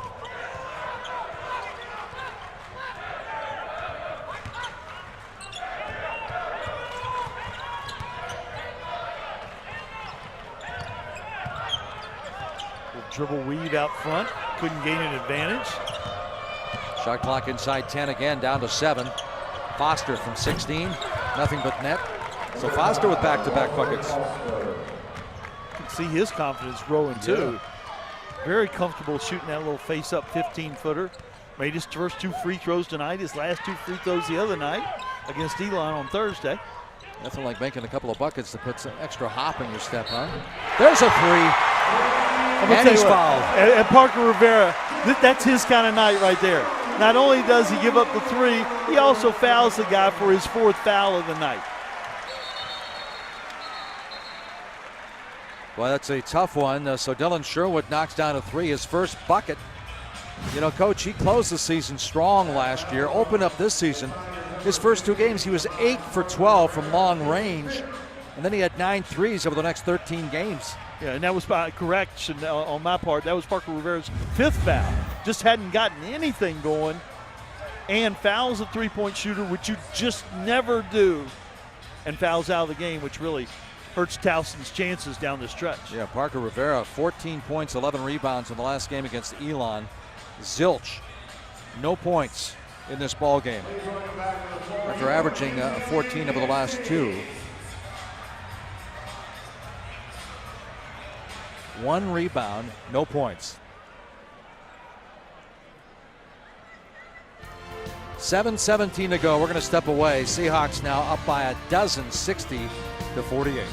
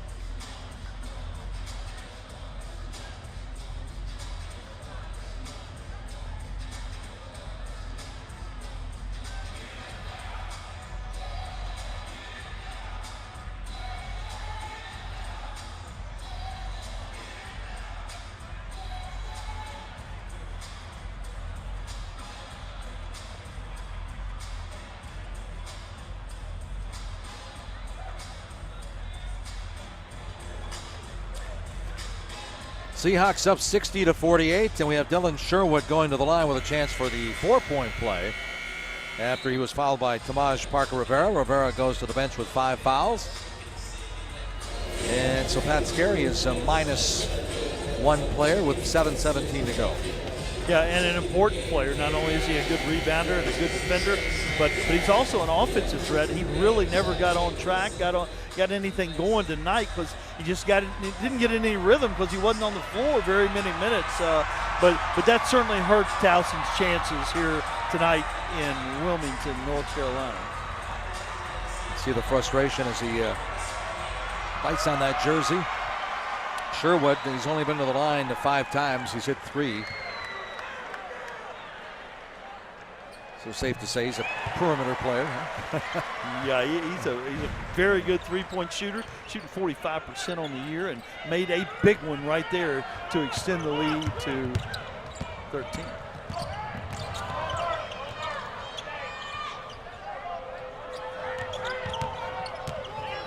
There's Davis. He's got 21. Puts the ball on the floor, comes back with a left hand, doesn't go. The tip doesn't go. Spruill pulls down the rebound, wants to run the break.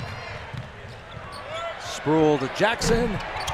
Oh, the crowd wanted it in the worst way. And he's had a couple like that tonight. That thing did a couple laps. A little NASCAR going right there. Jackson with 26 threes on the year. He leads the team in that category. But he knows Ponder's catching up.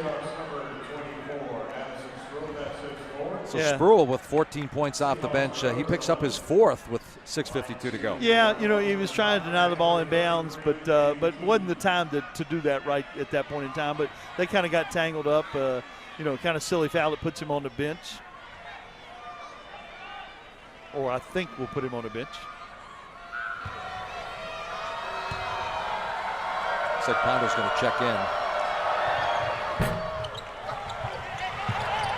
Keith chases down his own missed shot. Hawkins misses from 3, and there's the reaching foul. That's why people get out of John Davis's way right there. Right. That's only Davis's 2nd foul. And now for the rest of the game, Towson will be picking up full court. Not their specialty, but they do have some long athletic guys. See if they can speed UNCW up. There's a steal. It's paid off so far, and well, Sherwood with the block, but he commits the foul, so Hawkins will go to the line shooting 2. And this freshman is a 79% shooter.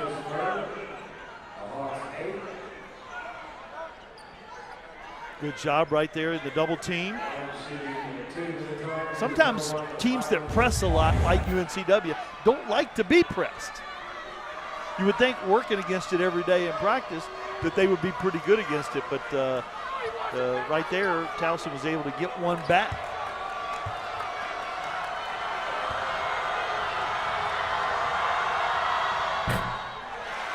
So Hawkins is 79% shooter, and the free throw shooting woes for Pat Scarry continue.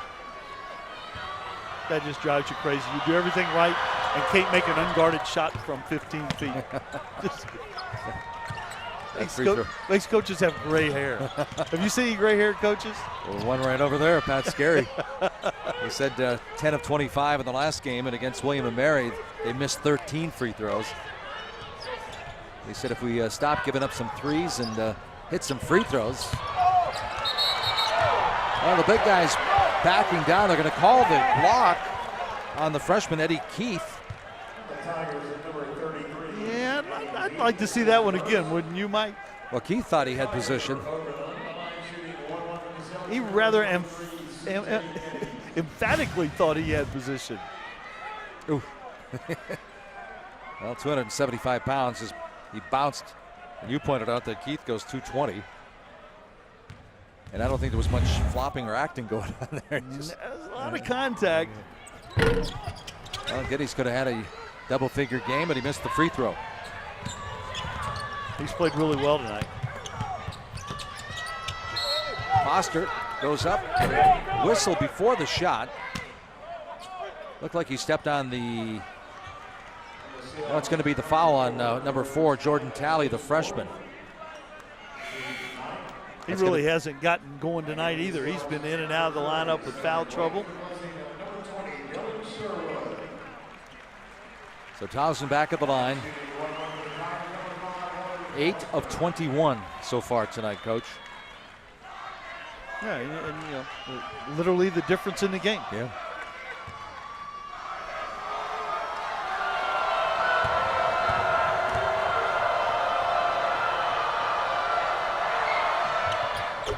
You know, and coaches, you know, get questions all the time. Well, why don't you work on it? Well, they all do work on it. Let me assure you. You know, and players work at it too. But it can be contagious, whether it's a good shooting team or a bad shooting team. That can be contagious. And, you know, you talk about consistency at the line. Foster's consistent. He shoots it the same way every time. They aren't going in.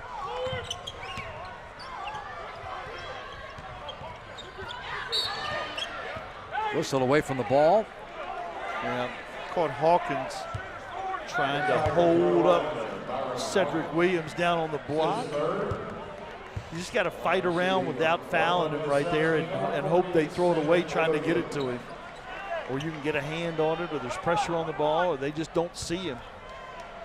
But you can't send him to the free throw line even though he's not a great free throw shooter.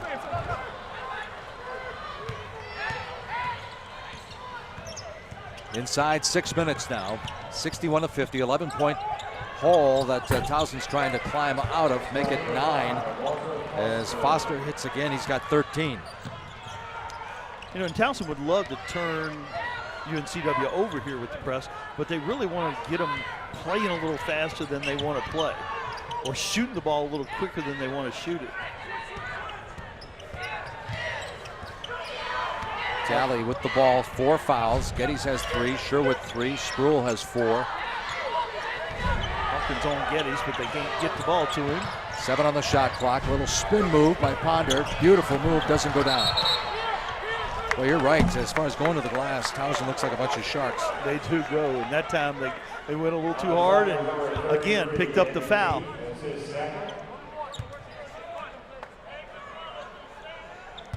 frustrating for Eddie Keith.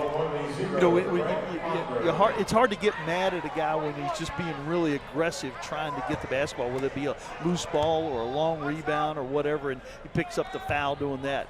It's hard as a coach to be upset with that. Another miss on the front end of the bonus. Back. That's another thing. Down the stretch, UNCW is going to have to knock their free throws down to maintain this league, too. Just going to say it's back to single digits now. Rebounds even on the game. There's a whistle. As the Tigers are being aggressive on the offensive line, they're going back to the line, but they just can't hit their free throws. Yeah, and I think Talley may have picked up his 5th foul.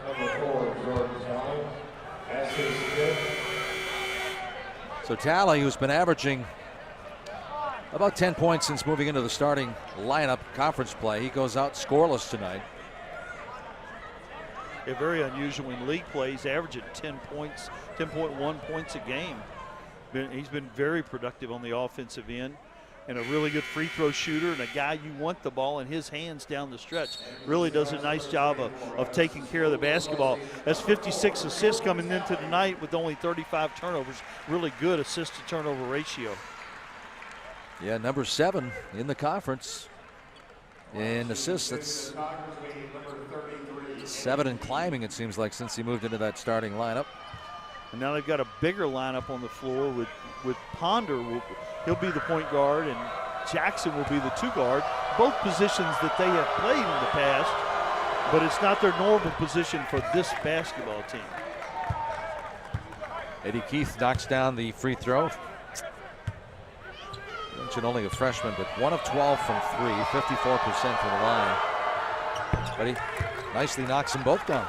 Yeah, he was a little frustrated on the defensive end with some fouls, but it made a nice offensive play right there to get to the free throw line and get 2 points.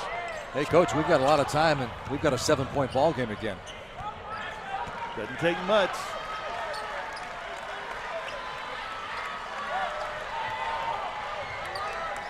That's when the coaches earn their money, too.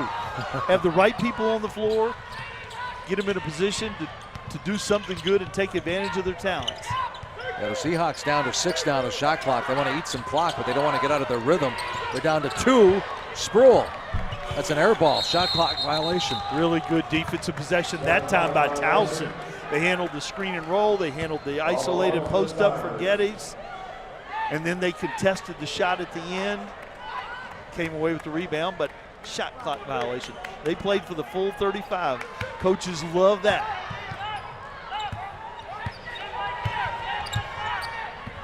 This is Keith, 6'5", 220, just a freshman, but he can certainly bring it up and initiate the offense. Another opportunity for Davis and company. Davis banks it off the glass. You knew what was going to happen. A nice isolation. Dribble away from him, throw it back to him. He's got a little bit of advantage, going with his strong hand, takes the contact, and makes the basket. Really good play call by Pat Scarry right there, and a really good isolation for John Davis. 23 points for Davis.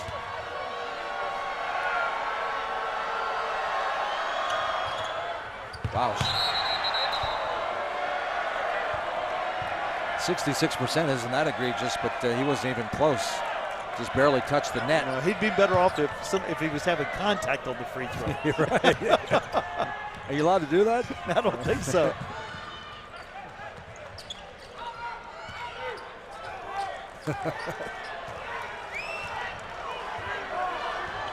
Well, the Seahawks down a scoring drought.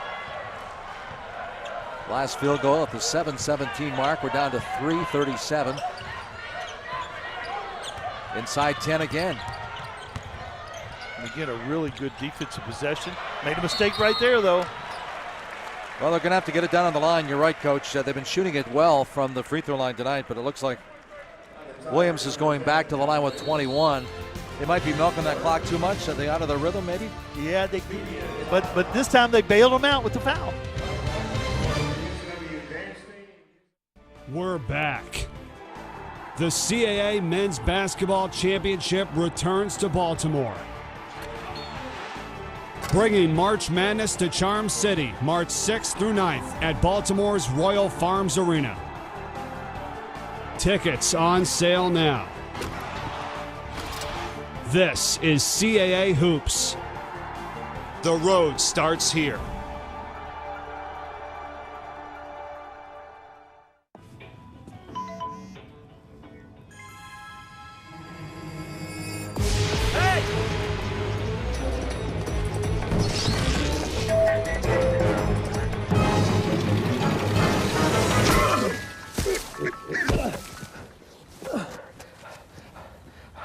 So, same time next week?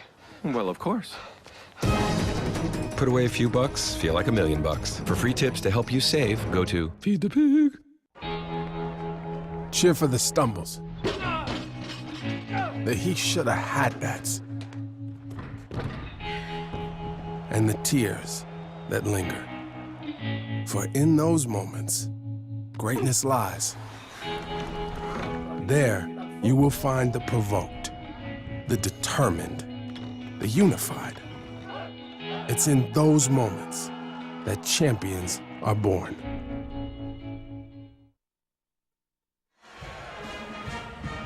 Mike, Walter Foster, the 6'8 sophomore out of Atlanta, has really played well for Towson. Been a big part of keeping them close here in the second half.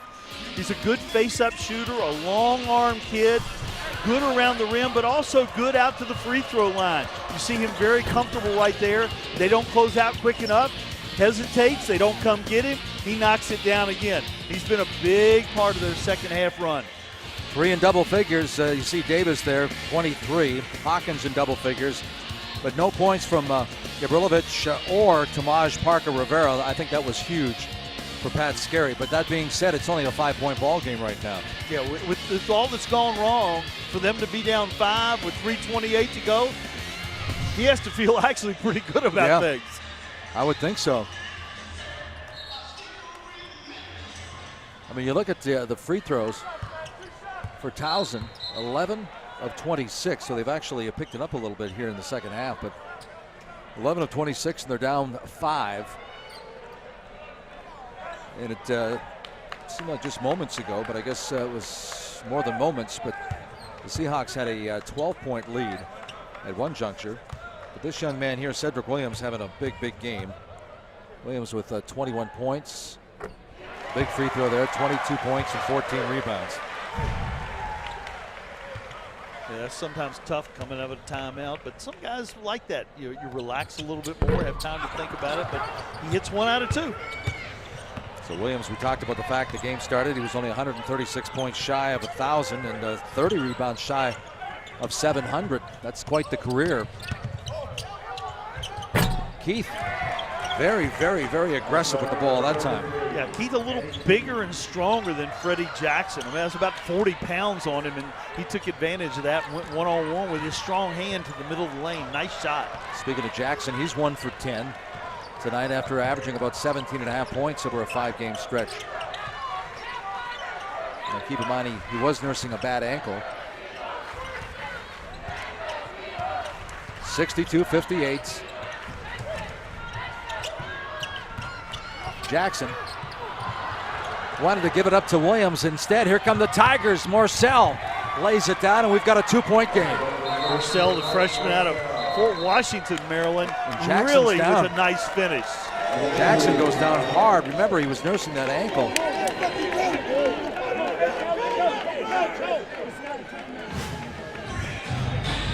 Looked like he wanted to give it up to Williams right there, and he just... Yeah, couldn't make the play. Morcell, hesitation.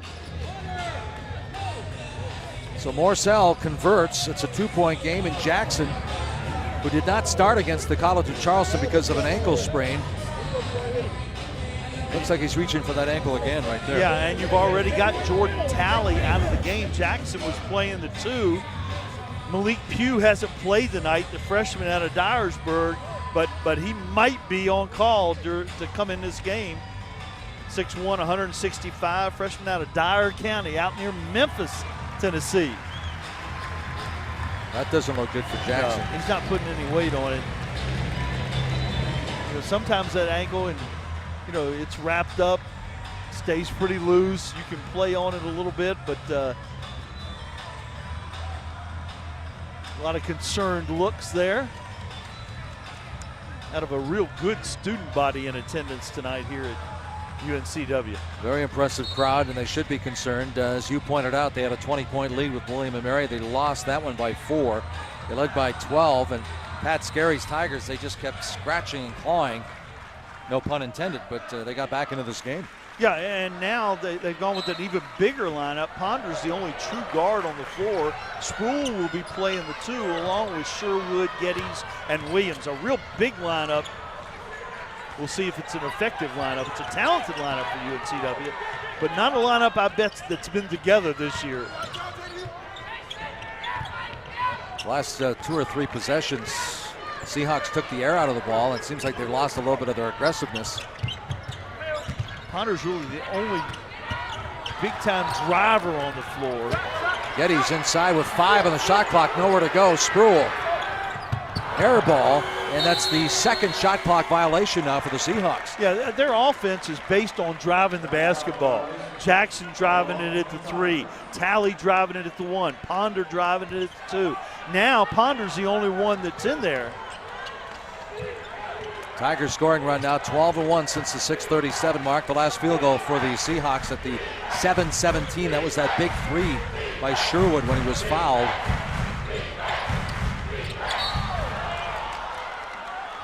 That'll be Geddes on the block, I believe. Eddie Keith has played a much bigger role in this game than I think Pat Scarry anticipated, although he really likes him as a player. And don't forget, the Seahawks did have a big lead against William & Mary, a 22-point lead, 20-point halftime lead, and ended up losing that basketball game. But for the most part, they've won their close games,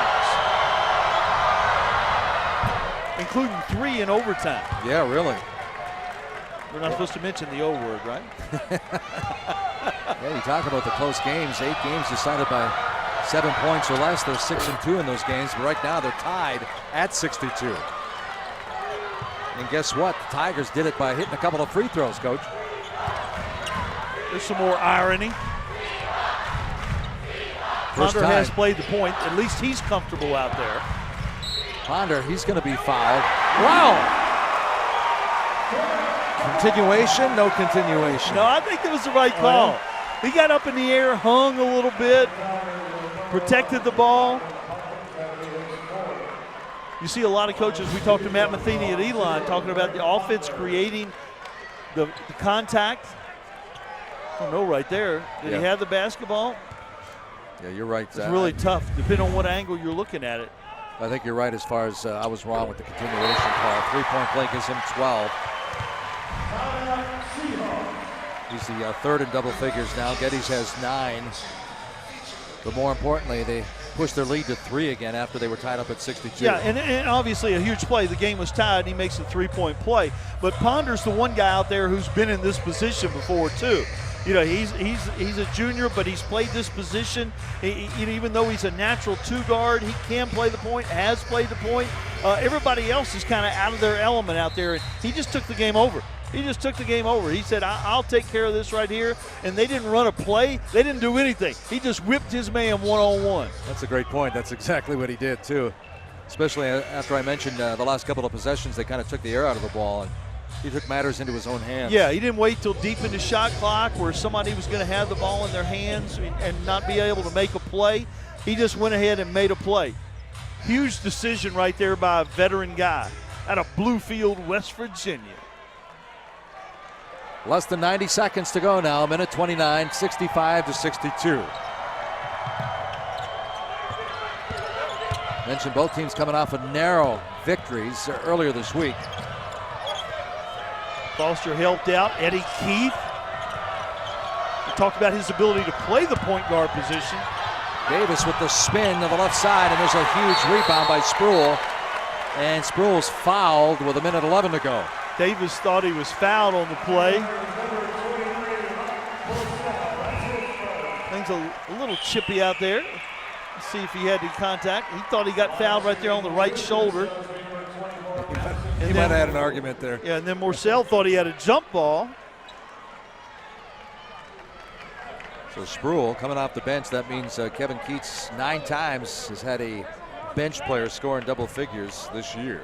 Yeah, and Sproul in league play has shot 82% from the free throw line. Just jinxed him. Usually I'm jinxing him. Yeah. I could be blamed for a lot, but not him missing a free throw. Knocks down the second. He's got 15 and it's back to 4 at 66-62.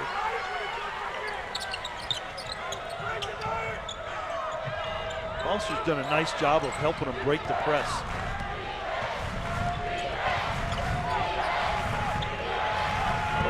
See if they go to Davis or if they go to Keith. Hawkins slices through the defense. Open look and one again. Davis is going to the line. That gives him 25. That's really an unselfish play. You got a wide open 15-footer, but you look down low for your stud.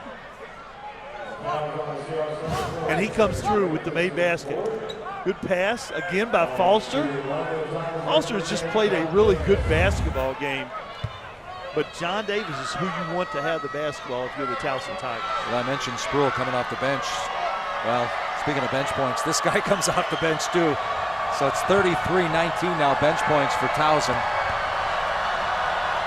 Career high in points, 25 going for number 26 in the three-point play. He's got it. And if they're going to win, he's going to have more on that career high, probably. 11 rebounds, 26 points. 1 point ball game with 40 seconds to go. 16 seconds difference between the shot clock and the game clock. Towson's going to get the ball back. Little bump on the hedge, not enough to call the foul. Good no call by the official, in my opinion. And this time, there was enough contact. Sproul went 1 for 2 last time. Well, as you pointed out, he's an 82% shooter in conference play, so these are big for the senior from Curry, North Carolina. And good on the season, about 70% on the season, but been exceptional in league play. We talked about it, he was CAA Player of the Week last week, averaging 28 points and 7 rebounds. Came into the game playing with a lot of confidence, but didn't get to start. Again, knocks down the second. We've got a 2-point game at 67-65 with 24 seconds to go. Cedric Williams is matched up against John Davis. No timeouts. Defense really pushing him out. 11 seconds. This is a freshman with the basketball. 6 seconds. Inside 5, they lost the rock. Ponder comes up with the basketball. That's going to be it. Wow. And Pat Scarry said the one thing we can't do is turn the ball over.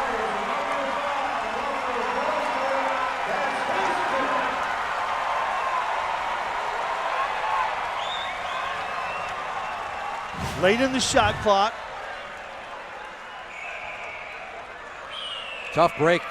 Keith just slides on the floor. Not much you can do about that. Late in the shot clock, he's trying to beat his man one-on-one. Crosses over, just loses his footing. Well, can we say that, safe to say that the Seahawks with 2.5 on the clock, you hate to say it's over, but they might have dodged the bullet here big time. Yeah, and Sproul did a nice job right here. Addison Sproul stayed between him and the basket, made him have to change direction, and that's where he loses his footing and turns the ball over. Yeah, and we come down to a defensive play. We knew it wasn't going to come down to an offensive play, really.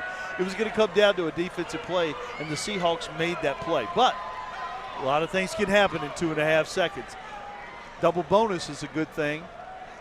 And you see the Seahawks fill in the lane. In case the ball comes off, they can contest the outlet dribble or pass. Sproul misses the front end again. That's the third time he's missed the first free throw, and he's the last two he's knocked down the second. Speaking of three-point shooters, here comes one right now, McGlynn. Glenn comes back in.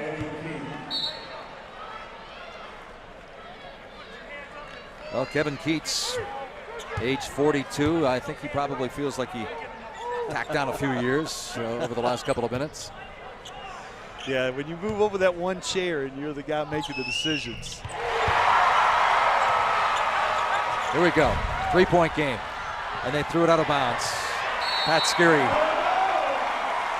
Yeah, there's where not having the timeout did become a factor.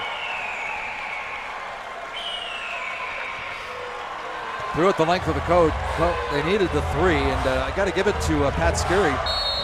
He just kind of glanced at his player, but he kept his cool. So obviously nobody touched the ball. There's still 2.5 seconds to go.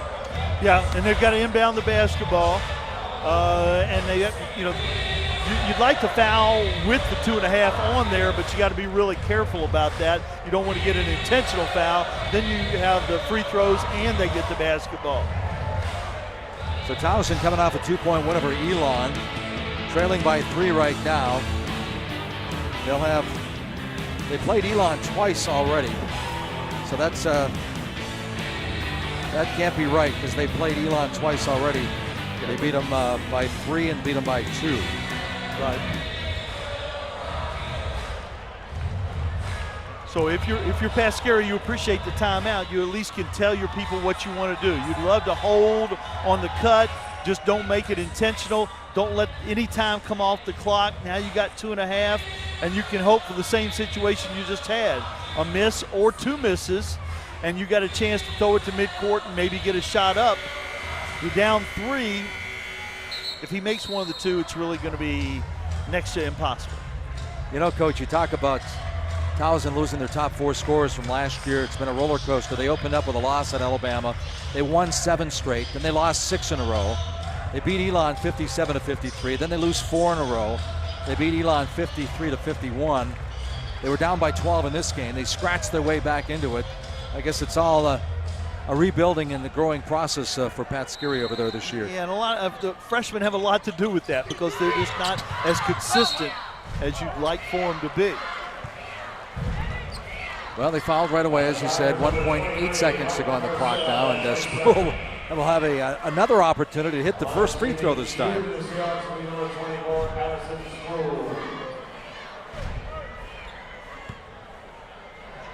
Sproul with 17, Williams with 22. Sproul now with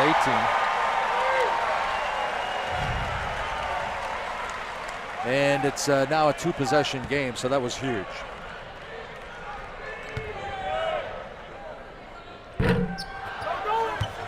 That's going to do it. 69-65. Seahawks dodge a bullet, but with the victory they go to 6-2, and they are now in a 3-way tie for first place in the CAA. So what does Pat Skerry take from this game, Coach, if anything at all? Well, Parker Rivera didn't get to play a lot, and they still found ways to stay in the game. Eddie Keith really made some big plays. He had some negative plays, but he was comfortable in there trying to help them win the basketball game. And they battled back. There were several chances where they could have just gone on home, but they battled back and had several chances to win this basketball game. Well, we'll try to talk to Kevin Keats if we can get him over here at the scoring table. So Kevin Keats now 11-8 overall this season and 6-2, sitting in first place in the CAA. So Kevin Keats trying to say a few words to this nice-looking crowd here inside Trask Coliseum tonight. Hey, listen, I want to tell you guys, I've been all the way around the CAA this year, and there's no home court advantage like this one right here. So Kevin Keats telling the fans here at Trask Coliseum that he's been all over the CAA this year, but there's no crowd like the crowd here at UNCW. We're going to take a timeout. When we come back, we'll hear from the head coach at UNCW. 69-65, Seahawks win it by 4.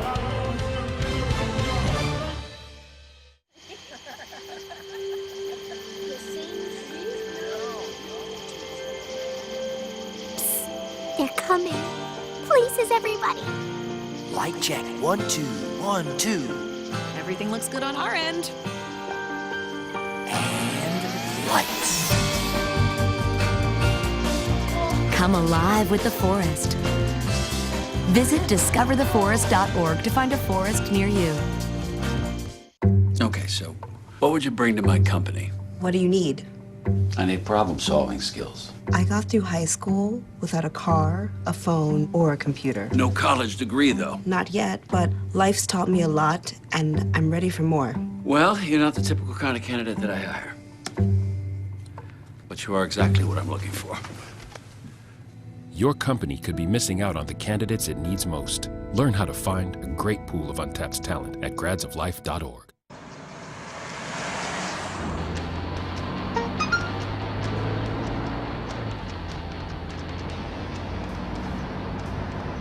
The average text takes your eyes off the road for nearly 5 seconds.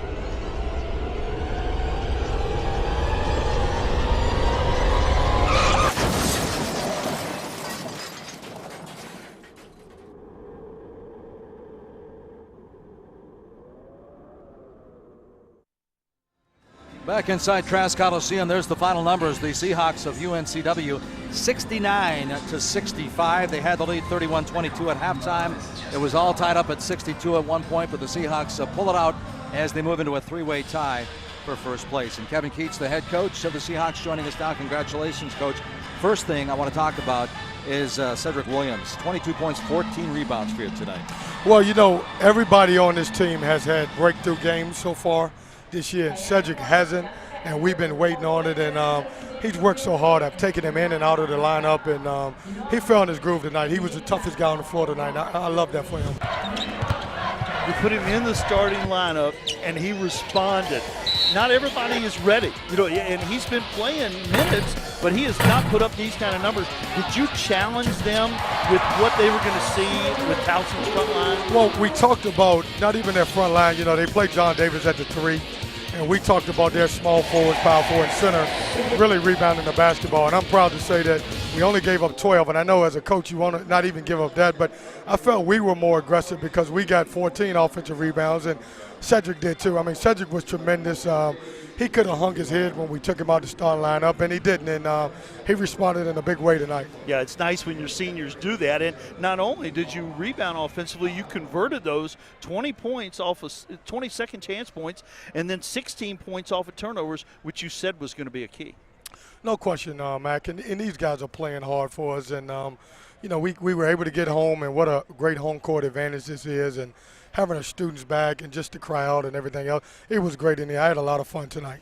You know, Coach, I thought it was impressive, too, as Mac brought it up during the broadcast. 2 or 3 possessions, you took the air out of the ball. I don't know if it was intentional or not, but then Ponder put the team on his back and just took it to the rack at one time. Well, we lost our starting point guard to his 5th foul, and Craig's not a natural point, so I wanted to kill a little clock, without stalling the game, and I thought Craig was tremendous. That play went to the hole and got a and one. I think that helped us get over the hump because we were struggling to score at that time. Yeah, the 2 or 3 plays right before that, 2 or 3 possessions right before that, you did work the clock down. Some of them you got a decent look, but you were deep in the shot clock, which wasn't a bad thing, but it looked like he said, hey, this isn't working. I'm going to go do something else, and he stepped up big. Well, Mac, and you've coached for a long time, the sign of a good player is when they stop listening to their coach a little bit and decide to go make a basket, and I think he stopped listening to me. I've coached that young man. He played for me at Hargrave also. And so I've had him for a few years. So if anybody can break it a little bit, he knows he can. Coach, you had 41 rebounds against the top rebounding club in the CAA. Obviously, that was impressive, even though it was -1. They had 42. But, going in, we knew it was going to be a battle on the glass, and your guys rose to the occasion. Well, I've challenged them the last couple of days. You've got to give Townsend credit. You're talking about, one of the premier rebounding teams in the country, offensive rebounds, and they're tremendous. And we just wanted to make sure we blocked them out and made it tough for those guys because they're getting 36% of their shots back. What did you think there at the end when you had that really big lineup? Good players, but everybody was a little bit out of position except for maybe Getty. Well, I'm telling you, Mac, we had the weirdest lineups in this game. Dylan Sherwood played a lot of 3. Right. At the end, Addison Sproul was playing the 2 because Freddie went down, and then you take consideration that Jordan fouled out. But these guys know because we got a short bench that certainly they may play different positions. And I've told these guys it may be one day where we have all big guys on the floor. found a way to win another close game. We did, and you can tell it's conference play. You know, every game that we played in the last, I would say the 3 or 4 games that came down to the last, 3 or 4 possessions, and it's conference play. Coach, thanks for joining us. Congratulations again. Thanks, Mike. All right, Kevin Keats, the head coach of the Seahawks, will be back to wrap things up. 69-65, the final score. Seahawks now 6-2 in the CAA, sitting on top with 2 other teams. It's a beautiful day out here. Sunny today with light breezes, giving way to clouds in the afternoon. We could see some light precipitation to moderate precipitation later on, followed by powerful storm-like conditions. 90 miles per hour winds are expected. Authorities are asking everyone, stay indoors. Come on, that's it. Let's go.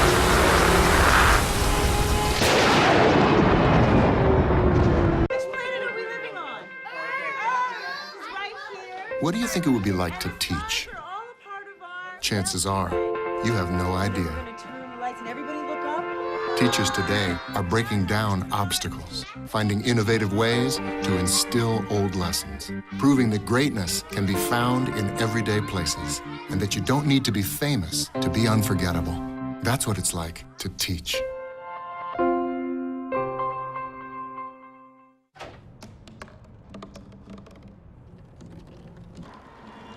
Everybody has a dream.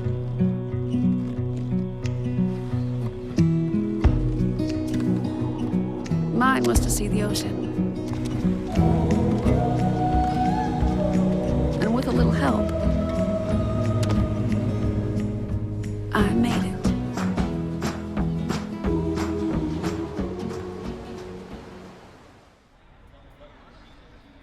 Well, back at Trask Coliseum, 69-65. The Seahawks dodged the bullet, but they're sitting in first place at 6-2. And Mac, does Coach play that up, or there's a lot of basketball to be played? Does he play it down right now? No, he's going to play it down. That's for the fans and for selling tickets and all that. But for the team, they did some things better tonight. There's some things that they've got to continue to do better to win down the stretch. There's a lot of basketball left. They're 8 games in to an 18-game schedule, and they're 6-2, tied for first. Be proud of that, but be focused on getting better. All right, Coach, thanks a lot. Appreciate it. John Davis, another double-double. That's his 10th, 26 points, 11 rebounds in a losing cause. Cedric Williams, 22 points, 14 rebounds, while Addison Spruill with 18 points, 12 straight games in double figures. For Mac McCarthy and our entire ASN crew, Mike Gleason saying so long from Wilmington, North Carolina. 69-65, the American Sports Network, your team, your passion. So long, everybody.